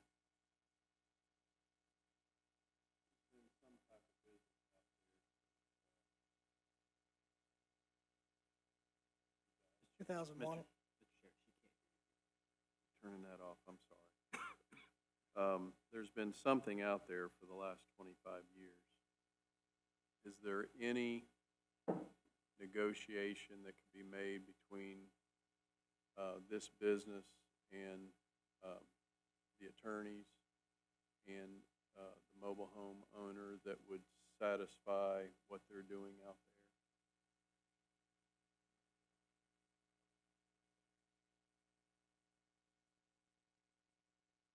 I mean, if there's one thing that we are sold on this board, it is private property rights. But private property rights, when it bleeds over into the neighbor's private property rights, we also have a problem. And so instead of treating this as just yes or no, I'd like to give an opportunity, and if you can't come up with something, then we will make a decision.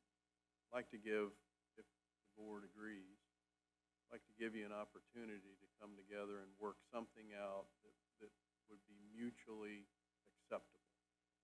Now, if you don't want that, you say no, it's all or nothing, then we've got to make a decision, and one of you is not going to like it. So, Jay, I don't know where Jay is. Jay, I don't know how we, I was junior counsel until Eli came on, and I've lost all my mojo. I didn't have any to begin with. So this isn't typical. This is not typical. But this is the darndest case because stuff's been going on there for a long time. And I know it's been changing. We get that. But you got a lot of employees that are depending on that. I'm guessing he's got money invested. He's gotten advice from folks didn't pan out. And frankly, you got another 60, 70, 80 homes coming in next to that. How can something be worked out before we just say no to somebody? And so I'm going to ask Jay what can we do at this point, Jay? And Chairman, we've done this in the past before where we thought conditions should be considered with regard to trying to resolve the conflict between adjacent owners and the site to be rezoned. And we could table it for another meeting. We could close the public hearing, and then allow staff to meet with the parties interested and see if there are conditions, and then we can just report back that either there are conditions that would satisfy or there are not conditions that would satisfy, and then you guys just start your analysis. But we would close the public hearing at that point in time, I think. You willing to do that? I mean, close it now. Come on, come on.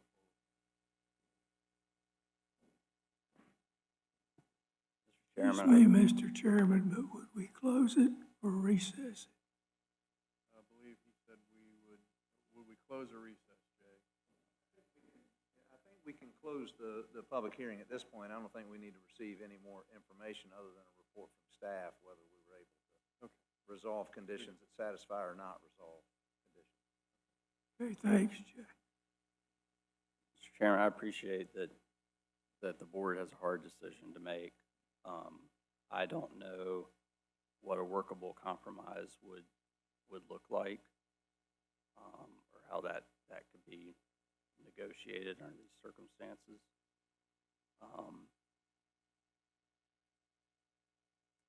So I appreciate the offer, but we'll have to decline. We oppose the rezoning. Really, you're declining coming together. You don't want to confer with your folks?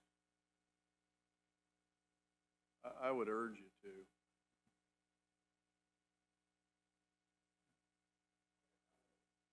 Okay. All right. Good. That's the right answer. Are you guys open to that? I mean, from your side, it's all bad news, right? You'll need to come forward, yeah.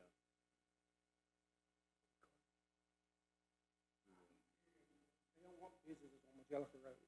But if I rent it out, if you're 60% of our trailer, will that be a business? Yeah, I've not heard that at all.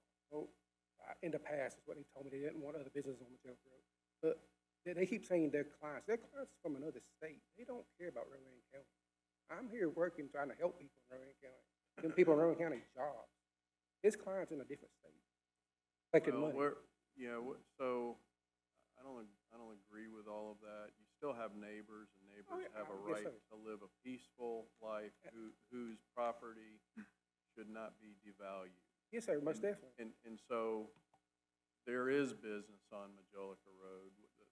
I think the point is the land use plan encourages business on your business deserves to be in a certain part. Yes, sir. By right. Yes, sir. But in order for your business to operate outside of an approved, agreed upon land use plan, we have to get permission to do that. Yeah. And so this is harsh for you, because our only answer, if they all went and answer tonight, then it may not be in your favor. And so we are trying to figure out how do we create a mutually agreeable scenario where everybody walks away mad. Yeah, and I'm willing to put a bigger fence up, cap how many vehicles we can have. I mean, I've been from day one trying to figure something out. We'll leave that up to y'all's good will and good intentions to come up with a compromise. And if you can't, then we'll have to make a decision. But thank you. Okay, thank you, sir. All right, so we'll close this public hearing, and we'll get a report from staff. Do we want to give it a month? No. No, 2 weeks? All right, 2 weeks. 2 weeks? All right, thank you all. Thank you. Shane, why are you here?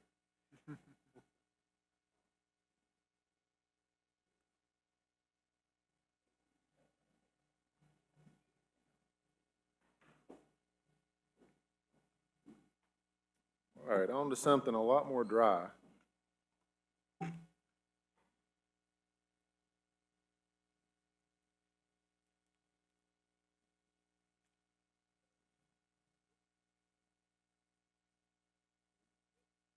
And no, I'm not going to read every word, even though you want me to. So I'm gonna hit the highlights in here. If the board has any questions about what I skipped, please just jump in. But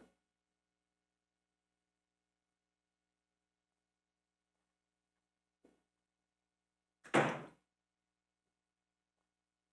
while that's pulling up, this is a text amendment that applies to our Code of Ordinances, 3 specific chapters, the flood ordinance, zoning, and subdivision. Hopefully it'll work here in a second. Let's see.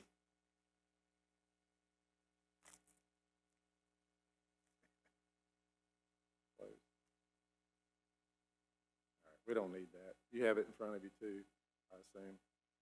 So most of this is either tied to general statute changes that have been mandated through the last couple of years, and we've picked up a nice collection and are bringing at one time. Mind you, even if they're not in the ordinance, they still apply. So if there's something we know that's not allowed statutorily, then that trumps our local ordinances. But you definitely want to have that enumerated in your ordinance. So in addition to those, we have several that are for clarification and for consistency in the ordinance and our practice. So while that's still hopefully going to work, on our flood ordinance, chapter 9, and this is at the bottom of page 1 and top of page 2, there's a general understanding that if you have a project that a proposed structure is to be built outside the floodplain, there's a staff opportunity to require a as-built survey to document and verify completed construction. But we felt like an inclusion in the ordinance was warranted for clarity. That's at the bottom of page 1 and top of page 9, where an as-built survey can be required. Moving over to chapter 21, the definition section for built-upon area, and then also continuing at the bottom of page 2 for child care center, family child care home, all are based on statute changes for those definitions. Move to the top of page 4. The definition of cul-de-sac is to mirror what's in the subdivision ordinance.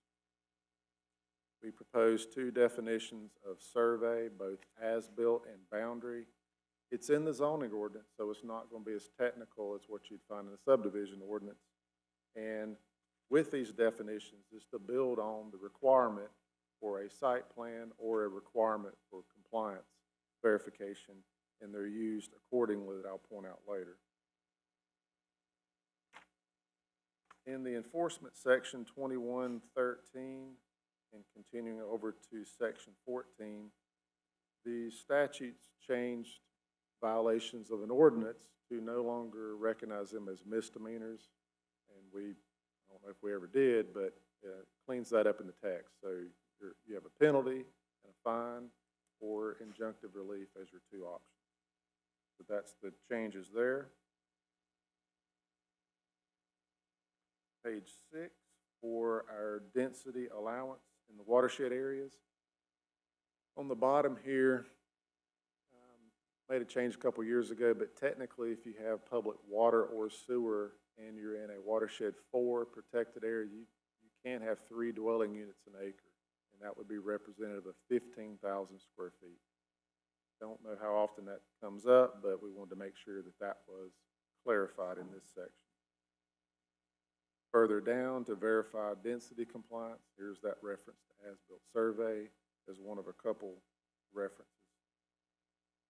Shane, let me interrupt you just a minute. Yes, sir. 15,000 square feet, does that include a garage? Yes, sir. So that 15,000 square foot lot, so a third of an acre approximately. Includes the garage. So it could be as big a house as a garage that could fit on the property. This is just the lot size. There's quite a bit of change here, but most of this is a reorganization and clarification for a site plan that's required. Right now, it just references all non-residential uses, but there are several other types that don't include residential that should be included in this category, and it's clarified here. All these changes that continue over to page 8 and 9 are reorganized in order of sort of setting the tone with the lot we're speaking of, the address, dimensions. There are a few changes, but most of them are better clarity to more of a generic reference that said all requirements of the ordinance. They're articulated in a couple points herein. One big change, starting right here, through the years we've had lots of times where people will try to draw on just a sheet of paper or GIS, and they struggle to articulate compliance with the ordinance and make it fit on a piece of paper. So very rarely have we had to send folks back to say, you know what, you need to start with a survey. You need to get someone that has a professional draftsman's ability to come back with that plan. This is in the non-residential section. Fixing to make a big investment, and at times, and when we see that it appears inconsistent with either our GIS, which is not survey grade, but just a pictorial representation, or just the math don't add up, it doesn't appear that they can meet setbacks, that we can require either a survey be performed, boundary, in addition to as-built, to document specific locations on property. And then continue that thought, a as-built to confirm. The upper part is just a plan of proposal, the other is what we actually built, and verification. This will be difficult to read, and what we're doing here is changing some footnotes. All these dimensional requirements, lot size, setbacks, and lot depth, width, reference down here in these subsections that honestly the only change that would occur in these groups is if you have a planned development subdivision or residential clustering. So it's a better organization of those footnotes down here in 7 and 8. Also, we have reference in a couple of our districts to a 0-foot setback, which would only apply in a unique district. So it's clarified and strike the 0-foot reference and have the appropriate PDS or clustering section. But none of that is more restrictive than what was there before. That is correct. It's no more restrictive.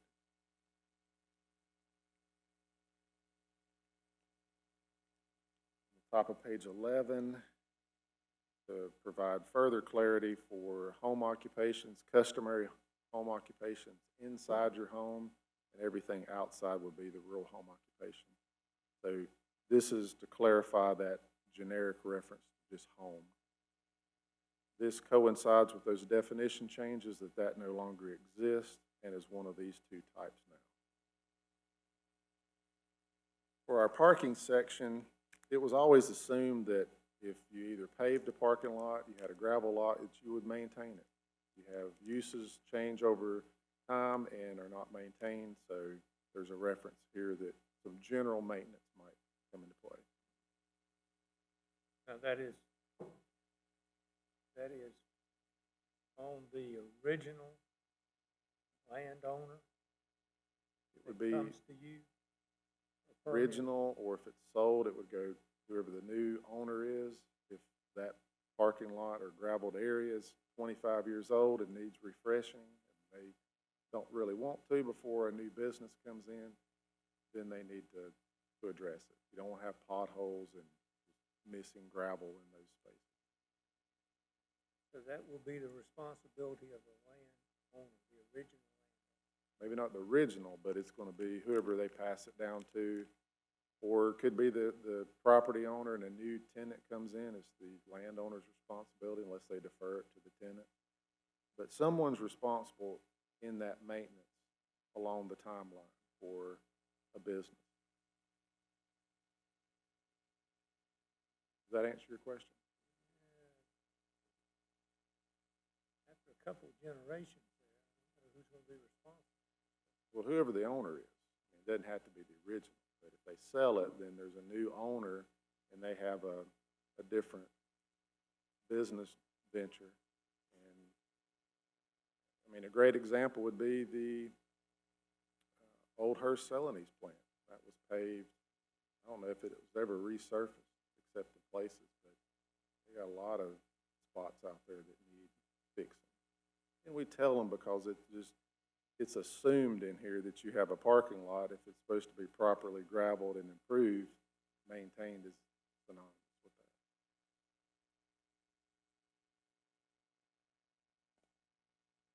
For the parking space requirements further down, it's also assumed if it's paved, then you would paint your appropriate line dimensions of the depth and width for denoting a parking space. So that's clarified here. But also, if it's a gravel spot, instead of having a large, wide open area of gravel, you need to have some form of identifier, whether it be a small sign, a railroad tie, parking block, something to note the different spaces. So it's that 9 feet of width is carried from one space to the other appropriately and not someone using 20 feet and parking all over the place.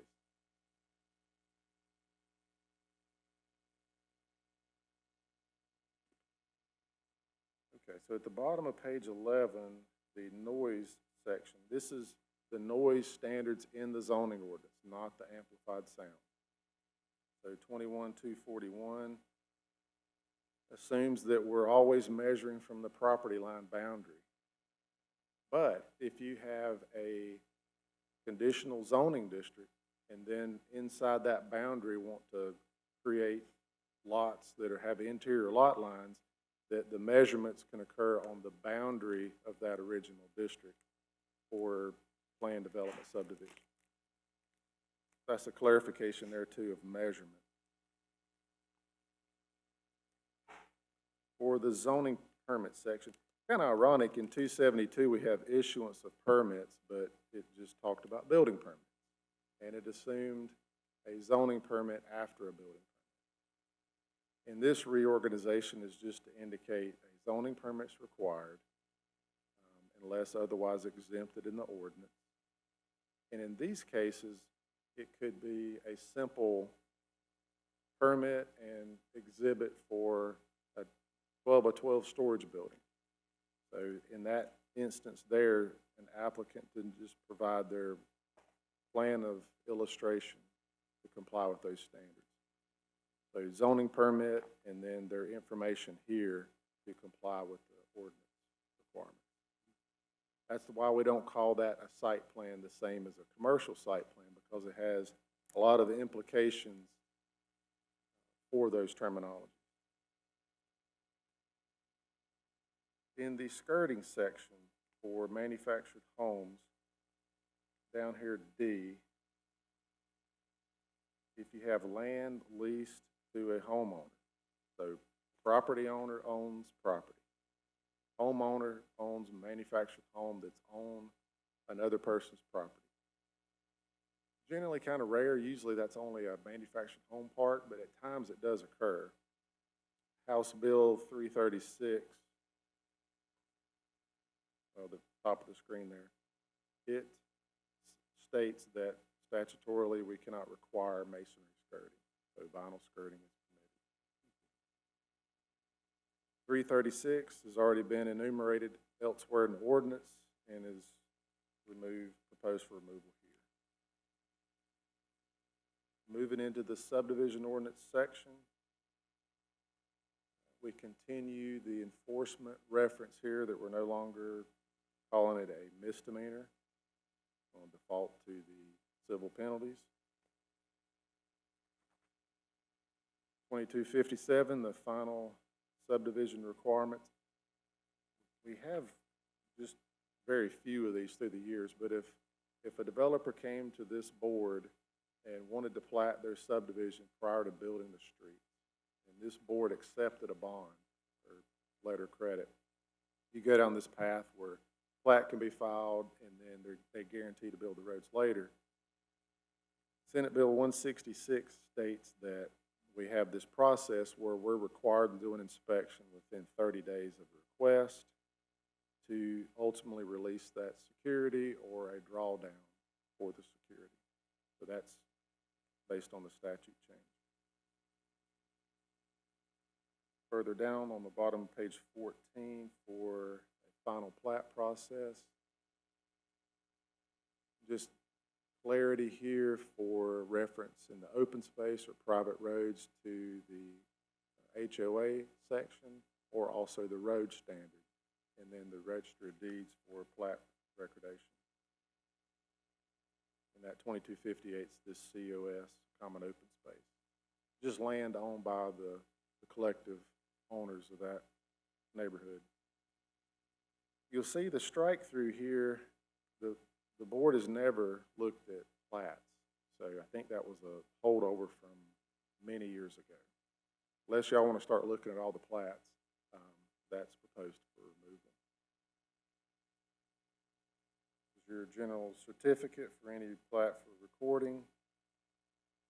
Road standards under 2280A, public roads.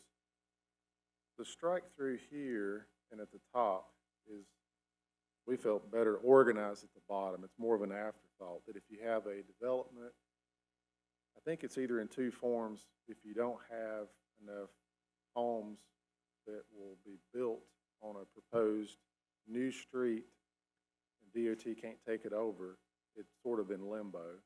Or if you have a neighborhood that's going to all be rental units, and the developer tells us that up front, those also aren't eligible.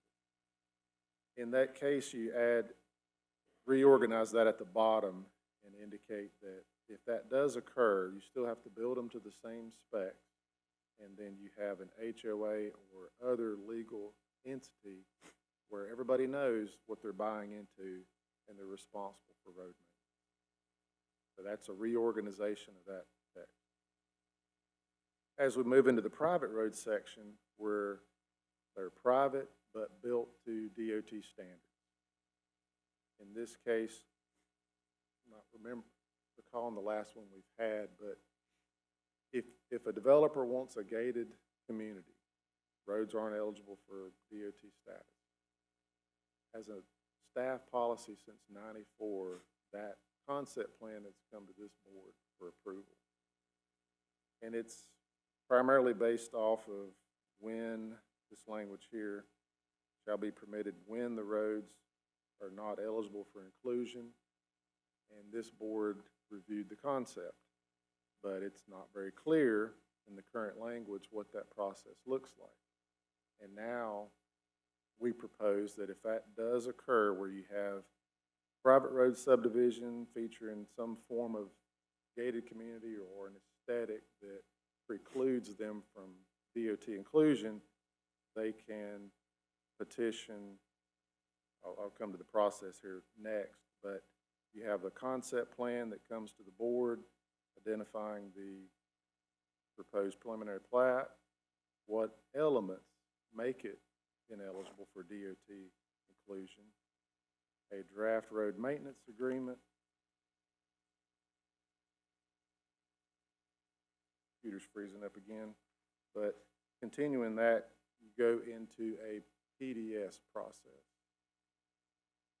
plan development subdivision. So any plan will be evaluated in accordance with 2258B and C, and then the process herein for a PDS.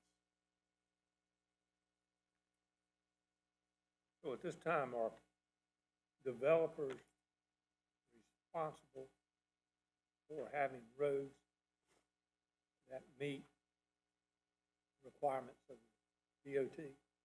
Correct. So what it would look like if you want an embellishment like a median or maybe a large cul-de-sac with a big tree in the middle and something ornate, masonry mailboxes, a gated entrance, or maybe curve standards that are slightly different than DOT minimums. You still have the same pavement specs, integrity of the construction, the 20-foot width, the fire turnaround, all that stays the same. This is only to clarify our process. Right now, it's more of a policy as opposed to firmly articulated in the ordinance. Now you look here and reference, per this section, you have to go to the board. I think otherwise, then there's no real process between the public roads and the private roads. It's all staff. So I think for at least 31 years, we went to this board, and I think it'd be best to continue that. Does this help with the issue? You know, we run into a lot of, I guess maybe some of the older developments that are built that they didn't build the roads to state standard, moved on, they start tearing up, the state won't take them over because they don't match. So this is to eliminate that? No, sir, and that's a good point. I don't know if there's a real good answer to that. Several years ago, we had a change in the general statutes that removed the allowance for requiring a performance bond or some type of money held to ensure the developer maintains the road. That's not an option. And so we don't really have a good way of being the somewhat babysitter or reference of the developer you're still obligated to maintain.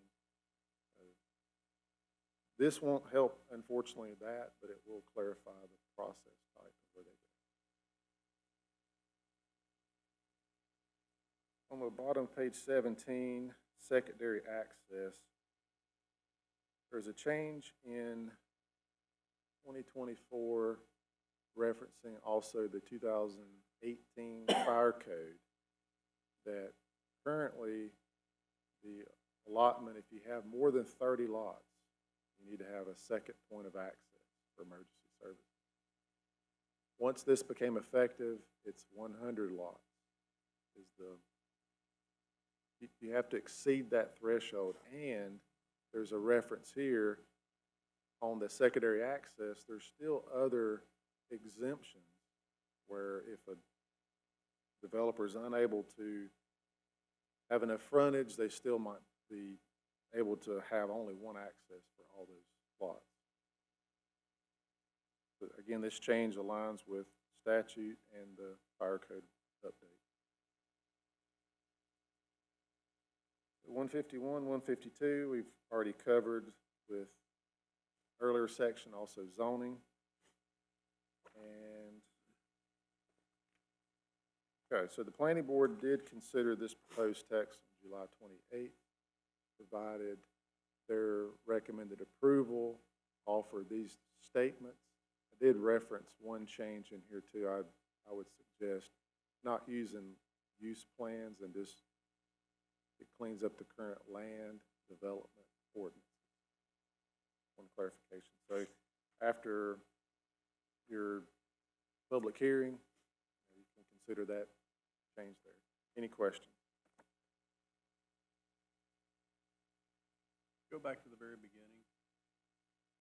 It was riveting, wasn't it? You can without me. All right, thanks, Shane. All right, we'll open the public hearing for this proposed ordinance changes. Anyone like to speak on this? Anything on behalf of, against, ambivalence? All right, we'll close the public hearing, commissioners. I will make a motion. The statement of consistency. TA 01-25 is reasonable, appropriate, and necessary to meet the development needs of Rowan County not previously envisioned by the east or west land use plans based on the following. 1, it cleans up the current land development ordinances. 2, it incorporates recently passed North Carolina general statutes to better align county ordinance with state statutes. And furthermore, this adoption is deemed an amendment to the east and west land use plans. Make that in the form of a motion. Second? Second. All in favor say aye. Aye. Aye. We have a motion to approve TA 01-25. So moved. Second. All in favor say aye. Aye. Thanks, Shane. Dr. Shane.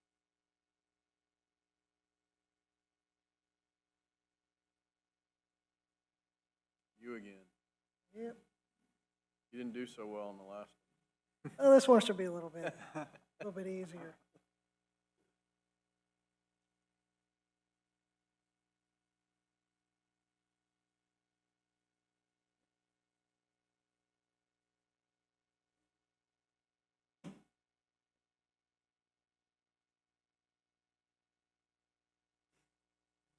All right, we have ZTA 0125. This is a text amendment to add accessory dwelling units to the zoning ordinance.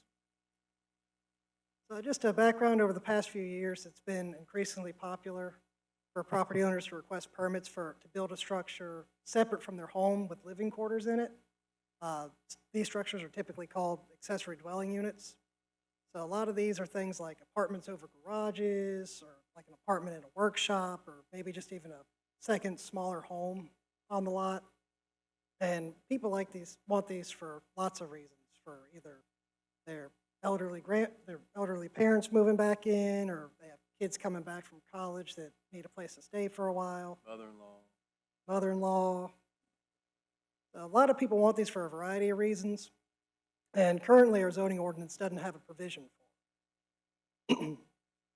So without a provision in the zoning ordinance, we've had to regulate these just like we would a house, and for a lot of different reasons, we can sometimes accommodate them, but generally it's only if you could subdivide the lot or you had enough room for another house. So the text amendment seeks to give us some rules and give us the ability to permit accessory dwelling units. So there's just only 4 sections of the zoning ordinance that get touched here. So the first one is definitions, just define accessory dwelling units. The second section is the specific criteria, 2156, and that just gives some standards for accessory dwelling units. The third section is table of uses, adds ADUs to a table of uses. And then the last section is just changing the type and number of uses permitted in all zones. So we'll move on. Section 21-4 definitions. Just added a definition of ADU. So accessory dwelling unit is a detached residential structure that is used in connection with, or is that accessory to, a primary single-family detached dwelling, and that has less total square footage than the primary dwelling. Pulled that straight from the House bills. So section 2156, specific criteria for uses listed in SR 21113. So this defines SR requirements for accessory dwelling units. Let me go back, because is that, it's super popular for folks to build big old barns and put some living space in it. So as you say, must be smaller than the principal dwelling. Is that just That would be the dwelling part of it? Yep. So if you had 10,000 square foot barn with a 1,000 square foot minium. Yep, you could do that. Yep, that's exactly what we'd be looking at. So the first one is that it's 1,000 square foot is the maximum size. That the ADU must be smaller than the principal dwelling. And like you were asking, it's only the dwelling unit itself. So if you had like a 10,000 square foot barn and you put a 1,000 square foot apartment in it, you'd be A-okay. The next one is that it can be contained within a garage, a workshop, or similar structure, and that those structures would need to meet whatever the setbacks were for that size accessory structure. The fourth one is that manufactured homes should not be used as an ADU. The fifth one is that only one ADU per lot. The sixth one is setbacks for an ADU shall be the same as a principal structure. 7 is accessory dwelling units cannot be subdivided off the property unless all lots meet the standards of a subdivision ordinance, including any environmental health standards. So that's just kind of clarifying. If you build an ADU, and you want to split it off later, you can only split it if you're going to meet the subdivision standards. So I feel most ADUs probably won't meet those standards. Most people are going to build them close to their house. And that's just more of in the ordinance to tell people, if you're building an ADU and you want to subdivide it, you're going to need to put it further away from the house. The 8th standard is that it must have a wastewater disposal and water supply system from either a municipal connection, approved county system, or a system approved by the Rowan County Health Department. Where does that come from? So that one is that you got to get some sort of approval from from the environmental health. So either it's got a septic tank, it's hooked into municipal water and I sewer. mean, why is that in there?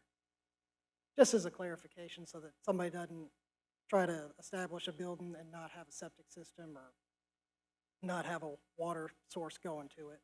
If they're living, if it has to be with a dwelling that's already, someone's living in, they would have water and sewer in the house, right? Right, but if you're gonna do an ADU, it would need to have its own, it could potentially share a well, and it can share septic as well. Where's that coming from? Is that something that you guys made up, or is that come from the state?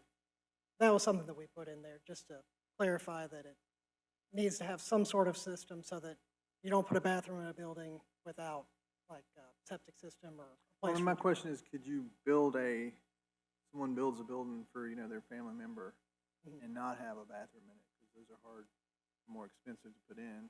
If you did one without that, we wouldn't consider it an ADU, and you could just have it as another building out there.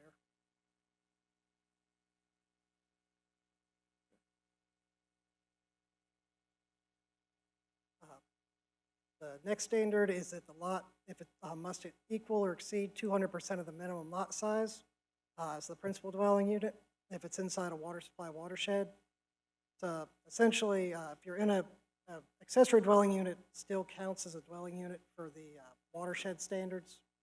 And so in order for us to permit those in a watershed, we have to make sure it meets the density requirement. So this would only affect things that are inside a watershed. And then the last standard is that on lots under 2 acres, an ADU must be behind the principal dwelling unit. And essentially that's if you're in a neighborhood, because a lot of our residential districts can cross over RAs in a lot of subdivisions. That way, if you're at a smaller lot, it's behind the house. But once you get bigger than 2 acres, it can be a little confusing of what's in front of or what's behind when you have a 40-acre tract.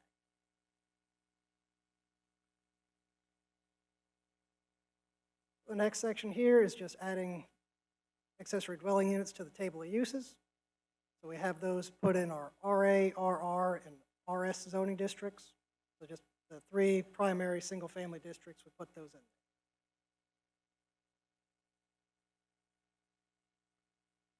And then the last change here is to section 21-273, types and number of uses permitted in all zones.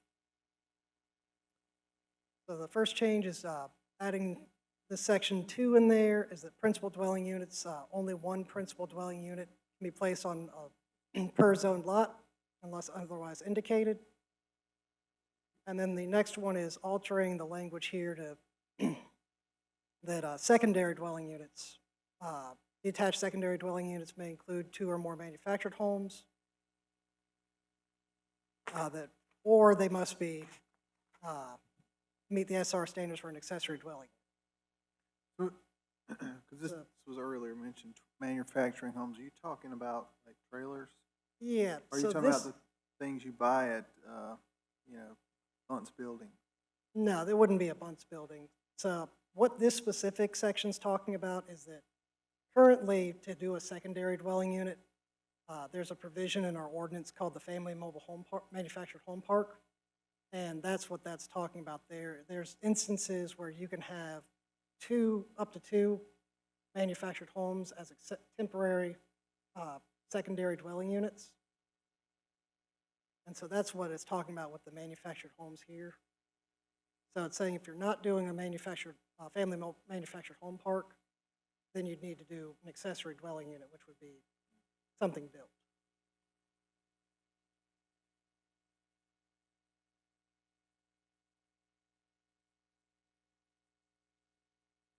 That's all the changes that are to the ordinance.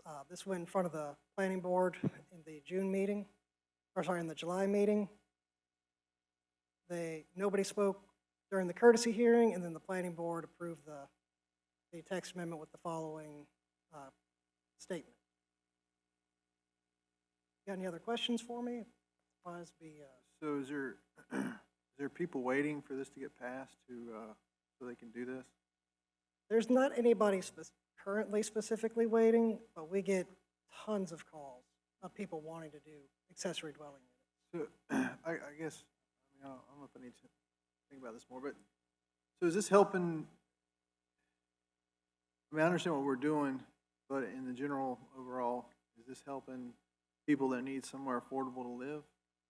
Or is this gonna, you gotta build a stick-built house beside your house, basically, that's less than 1,000 square feet? It's, you wouldn't have to necessarily build it as like a stick-built house. A lot of people, I think garage apartments are pretty popular, what people like to do. Some people do just like a smaller one-bedroom kind of building that's got a bathroom and like a kitchenette. They're definitely getting very popular. A lot of people, I think the biggest reason we get is like mother-in-laws or their parents or need somewhere to go and they don't want to put them in a retirement home. And that's typically the biggest case that we hear for people wanting them. So this is not for people that want to go buy the buildings that you see along the road and then insulate them and put power in it?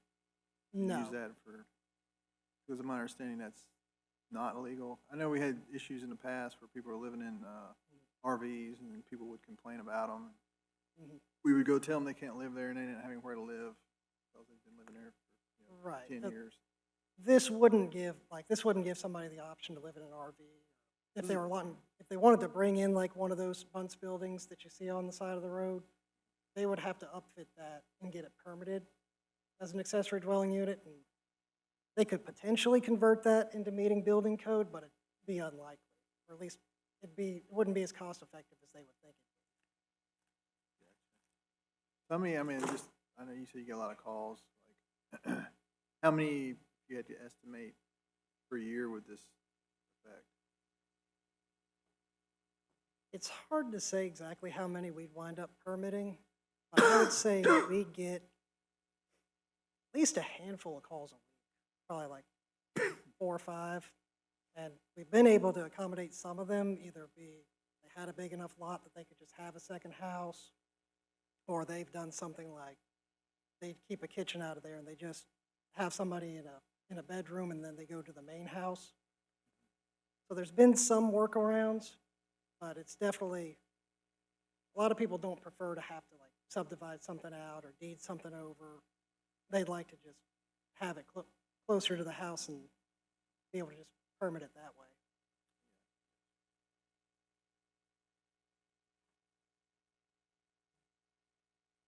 It's interesting, when I was born, my dad's parents built a detached garage with an apartment at the top. Kind of that type of thing. Can we make a separate law for father-in-laws? We could look into that. We like them to be brick, large TV sets. And We could add that as a special requirement, maybe. there you go. All right. So we're going to have a public hearing. We'll do that. Jim and I were talking, who does this stuff in your staff? This is so technical. Who does these? Just each of you does different? Oh, man. Couldn't do it. God bless you all. We appreciate y'all. All right, we're going to open the floor to a public hearing. Honestly, not expecting anyone will want to speak, but you never know. Cemeteries, anyone? All right, we'll close the public hearing.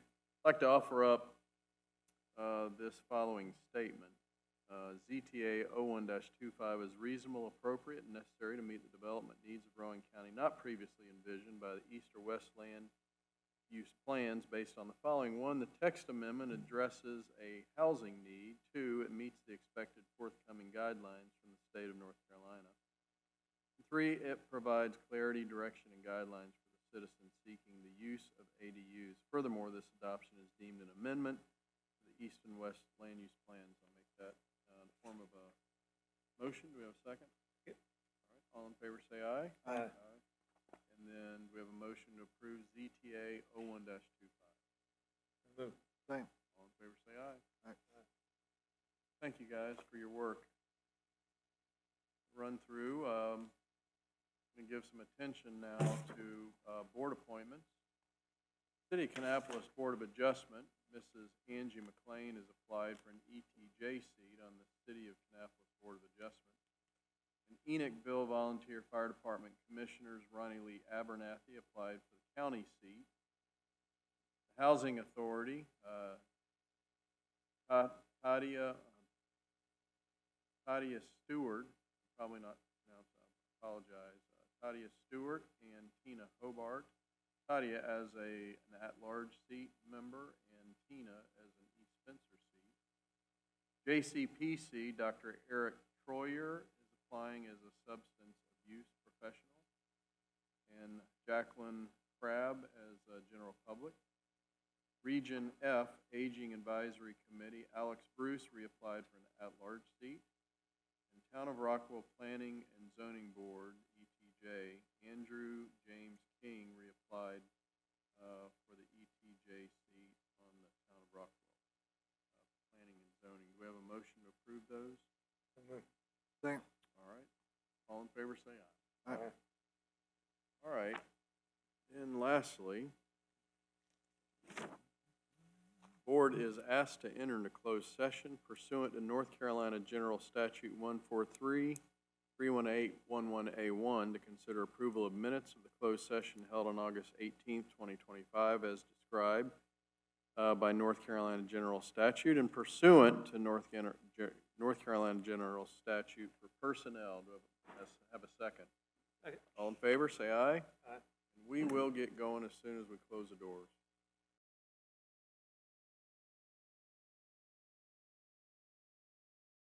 All right, so we've got employment agreement stuff. We have a county attorney, and so we're wanting to keep up with the market here. Here's what the motion will be. The employee's salary will be the sum of $195,000 per year, subject to future annual cost of living. Future annual cost of living increases approved for county employees in the annual budget, including cost of living increases and other adjustments as may be approved by the board. Fringe benefits shall include those available to all full-time employees of the employer with the exception of the merit and longevity program. And so we are including a retention bonus that mirrors what we've done for the county manager, and that's $1,000 a year of service, of his service. Currently has 9 years of service, and so on 6/18/26, that's my daughter's birthday, 6/18/26, that will become effective. So make that in the form of a motion. Mr. Chairman, if you could, if you would consider just stating it's effective the second day of September, and it's Correct. for Yeah, 5 years. Yeah, that's a 5-year contract. You'll be 45 then at that point. This is effective September 2nd, which is today. Do we have a second? Second. All right, all in favor say aye. Aye. In addition, one other item, to honor our attorney, we are going to, we've been talking about this for some time, going through questionnaires and working with HR on all this for several months. So we do want to provide for him a retention bonus for his first 8 years. It'll be payable at his next paycheck, so that'll be, so you don't have to wait for a year. So this, your first 8 years will be honored in the next paycheck. Yeah, motion, huh? Yes, 8,000. Motion and a second for that? All right, all in favor say aye. Aye. Aye. And